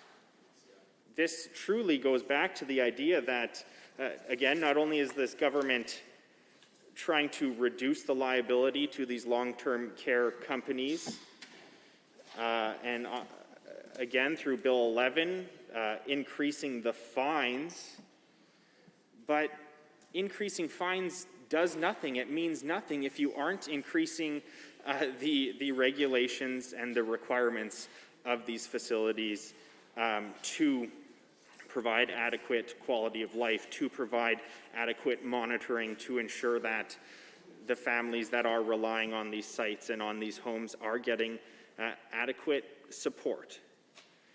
And we saw this tragic story play out, and very unlikely that it was a unique situation here in Alberta. I'm sure it's happened in other sites, but I'm not sure that we've learned anything from it. The story of the family who found that their senior or that their parent had been mistreated in a facility, that they had died from dehydration, that they weren't being provided adequate supports, and that they weren't being taken care of properly. And what we saw from that is staff reporting that they were completely burned out, that they didn't have the proper supports to ensure that they could in turn support the families that they were supposed to be caring for. And so what have we learned from that? Because through Bill 11, what we see before us, it seems this government has learned nothing. And so as we reflect on this amendment to Bill 11, that it not now be read a second time, because we aren't of the view here in the Assembly that sufficient consultation on the contents has been carried out. I, again, completely agree with that amendment. I think it's completely reasonable that what we see in Bill 11 is not adequate in terms of supporting the families across the province who have not received the proper care and support that they should expect from this government and that they would expect from any government. I think that there was also an important point that I believe a member from Edmonton, Rutherford, made, and likely several other members, about the need for more long-term home care, and that is reflected in that report. That report recommending that we shift the current distribution here in Alberta of continuing care services from 61% long-term home care and 39% facility-based continuing care to a ratio of 70% and 30%.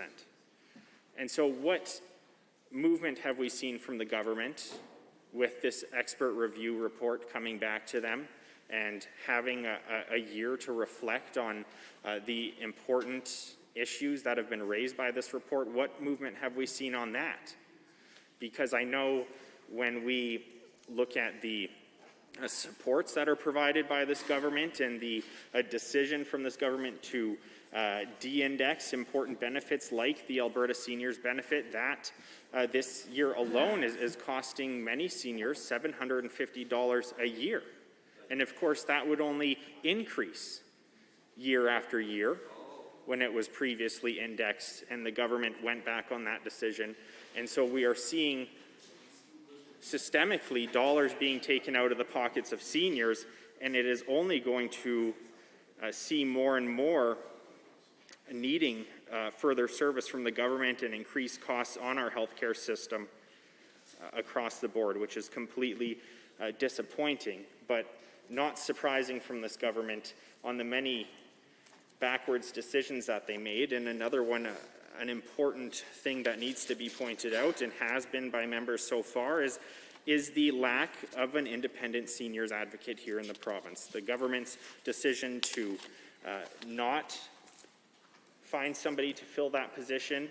And I've spoken with many people out in the community, whether it be nonprofit organizations who deal with seniors, whether it be aging citizens in my community who are deeply concerned that such an important role, the role of an advocate to, well, Mr. Speaker, advocate on behalf of these seniors, whether it be about long-term care, whether it be about facilities in their community, whether it be about income supports, whatever the issue might be, that they have somebody to go and talk to and potentially get answers. And unfortunately, this government, on such an important role of the seniors advocate, has made the decision to not fill that role. Completely devastating.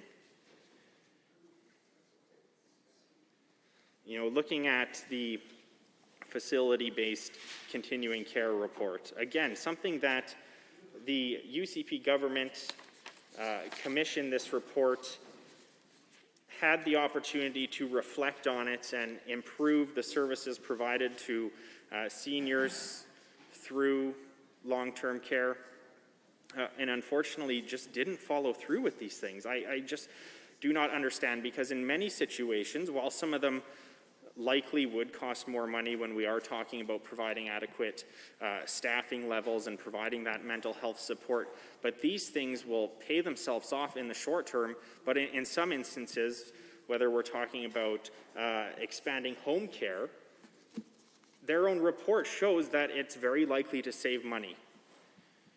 And so I'm not sure, especially in the continued pandemic that we see ourselves in, and the need to provide adequate space and a feeling of belonging to these to seniors, why we aren't moving forward with that model that has been proposed through this report.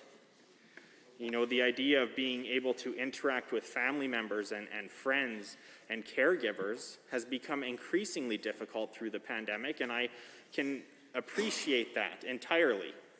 That, you know, as a representative, and I'm sure many people in the House here have had the opportunity, whether it be for Easter, whether it be for Christmas, or any other special event, having the opportunity to go spend time with seniors. And of course, above and beyond that, taking time as the representative for these citizens in our community to ask them what is important to them. And unfortunately, through the pandemic, that relationship has completely changed. I can appreciate that. But there would be further opportunities for seniors and families to be able to visit with their family members if they were potentially in home care instead of being locked down in these long-term care homes. There is so much to be said, Mr. Speaker, on how completely wrong the direction of this government has been, specifically on how we are taking care of our aging population, specifically on the lack of action to strengthen regulations to... Thank you. Thank you, honourable members. Are there any members looking to join on RA1? I see the honourable member for Peace River has risen. Thank you, Mr. Speaker. I appreciate the opportunity to rise to speak on this amendment on Bill 11. The first thing I want to address is the Minister of Health bringing this forward, I think, has done a terrific job on a number of fronts, and I think is beyond reproach when it comes to his sincerity in his desire to see a system that works for Albertans and works for seniors. And I think that if we start with that premise, understanding that the minister, first of all, when it came to consultation, has been doing this for a long time, with help of other members, a member from Fish Creek and others, in doing the consultation with the FBCC review. We have to remember the legislation that we're currently working under is as old as 1985. That's a long time ago for legislation that governs a very important part of healthcare delivery with continuing care. And it does need updating. So this amendment in particular suggests that we do not continue reading and second reading, which would mean the bill would die, would prohibit moving forward on important enabling aspects of that review. Now, I appreciate the member from Edmonton-Rutherford made, I think, a very thoughtful speech going into details of why there are many good things in this legislation, but he thought even better things in the review that are not included in the legislation. And the reason for that, as the minister has explained previously in the House, and I'll help to try and elaborate now, is because this legislation allows us to do the transformative work from a number of different pieces of legislation. I think it's 6 different pieces of legislation under one house, one legislative house, updated for today. And we're looking at something that's over, 47 years old. Oh, no, pardon me. What would that be? 35 years old or so. So the truth is that that this legislation is enabling. And I heard some interesting comments and thoughtful comments from the Edmonton West Henday, who was speaking previously, asking for us to be doing a number of things. And there's a reason for opposing the bill and for this amendment, which effectively kills the bill, is because there's staffing burnout, and he wants to strengthen regulations. Well, Mr. Speaker, the proper place to strengthen regulations is in the regulations. The legislation itself is an inappropriate place. Obviously, this chamber needs to be making decisions for the framework, the enabling framework, so that we can do the transformative work we need to in continuing care.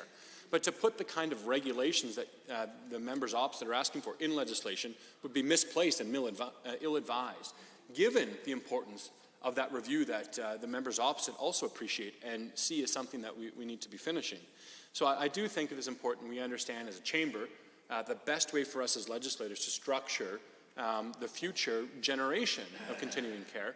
And it would be a mistake for us if we did that in a short-sighted way and overloaded legislation with details that need to be changed and updated. Because as we can see, there's much legislation and demand on this House, and the very fact we have not updated this since 1985 is testament to that. That was back when we had even fewer pieces of legislation as a government, fewer bills that we needed to manage, continue to update, and technology and best practices are continuing to advance very, very quickly in all fields, particularly when it comes to healthcare, this important piece. The member from West Henday also talked about staffing arrangement, working in multiple facilities. I could not think of a worse place to deal with staffing arrangements than in a piece of legislation. It strikes me as very, very much something that ought to be in regulation or in policy. Many of these very important points that are being brought up are right to be brought up. And the truth is, Mr. Speaker, as the minister has promised in this House and in public, they will be addressed. And we take very, very seriously the FBCC review. And the reason we take it so seriously is because we know it's transformative and it's important for future generations and perhaps even some of these chamber to have the continuing care that we need. But that will not happen if we try and bog down the legislation in ways that cannot be updated in appropriate ways as these changes come about. And then another part that I would like to bring up, particularly, is surrounding home care. Now, the work in home care, I think the member from Edmonton-Rutherford is very right to bring up as paramount. In my own review that I did when it came to end-of-life and palliative care, it also came across brightly as one of the most important points that we need to invest in. And it's true as well in the FBCC review. And I think that is obvious to all members of this House on all sides. And I'm very happy to report that the 2022 budget that we passed, unfortunately members opposite voted against, is increasing home care $81 million, totaling that to $750 million investment. Now, for that money to be spent in an appropriate way, for it to be able to enable home care in its most effective way so we get as many folks continuing care with as many supports as possible in the comfort of their own homes in the way that we all believe they ought to be cared for, we need to have the legislation and the framework there to do it. And so when we heard the member from Edmonton Gold Bar say that this is not the time to be passing this legislation, I could not disagree more. The exact opposite is true, Mr. Speaker. We absolutely need to be passing it today. Any more delays are only delays on the care that we ought to be delivering. Any more delays now, any more filibuster, any more proposed amendments, reasoned or hoist or otherwise, are continuing to slow down the work of this House and effectively the work of that review that we want to be implementing in the appropriate space, in the space of review, in the space of policy, in the space of regulation, as it ought to be done. So I encourage the members opposite to take up their own challenge and to move forward so that we can vote against this amendment for the bill, get it out of second reading, look at any thoughtful, genuine amendments when it comes to Committee of the Whole, and get it passed. Because our seniors, those who worked so hard to build this province, those who have labored so much to build the families and the communities and all the civil society that we care so much about, they deserve it. They deserve it very much to see us move forward as serious legislators, as adults in this chamber, and say, we agree on the importance of the review. We think the review was right in its recommendations. We think home care should be enabled. The $81 million ought to be spent in the best possible way. We need to be serving these individuals, and the way to do that is by putting aside any differences that you might have over questions of allocation of staffing when it comes to the legislation, because the right place for that is a non-operational basis. Legislation should not be dealing with those sort of intimate operational questions of who is staffed in what building when. So I think, Mr. Speaker, the important thing that we need to do is vote down this amendment quickly and move quickly out of second reading into Committee of the Whole, and as soon as possible be able to do the transformative work needed for our seniors and for our province. Thank you, and very good timing. I see that the time is now 6 o'clock, which means that we are adjourned until 7:30 tonight.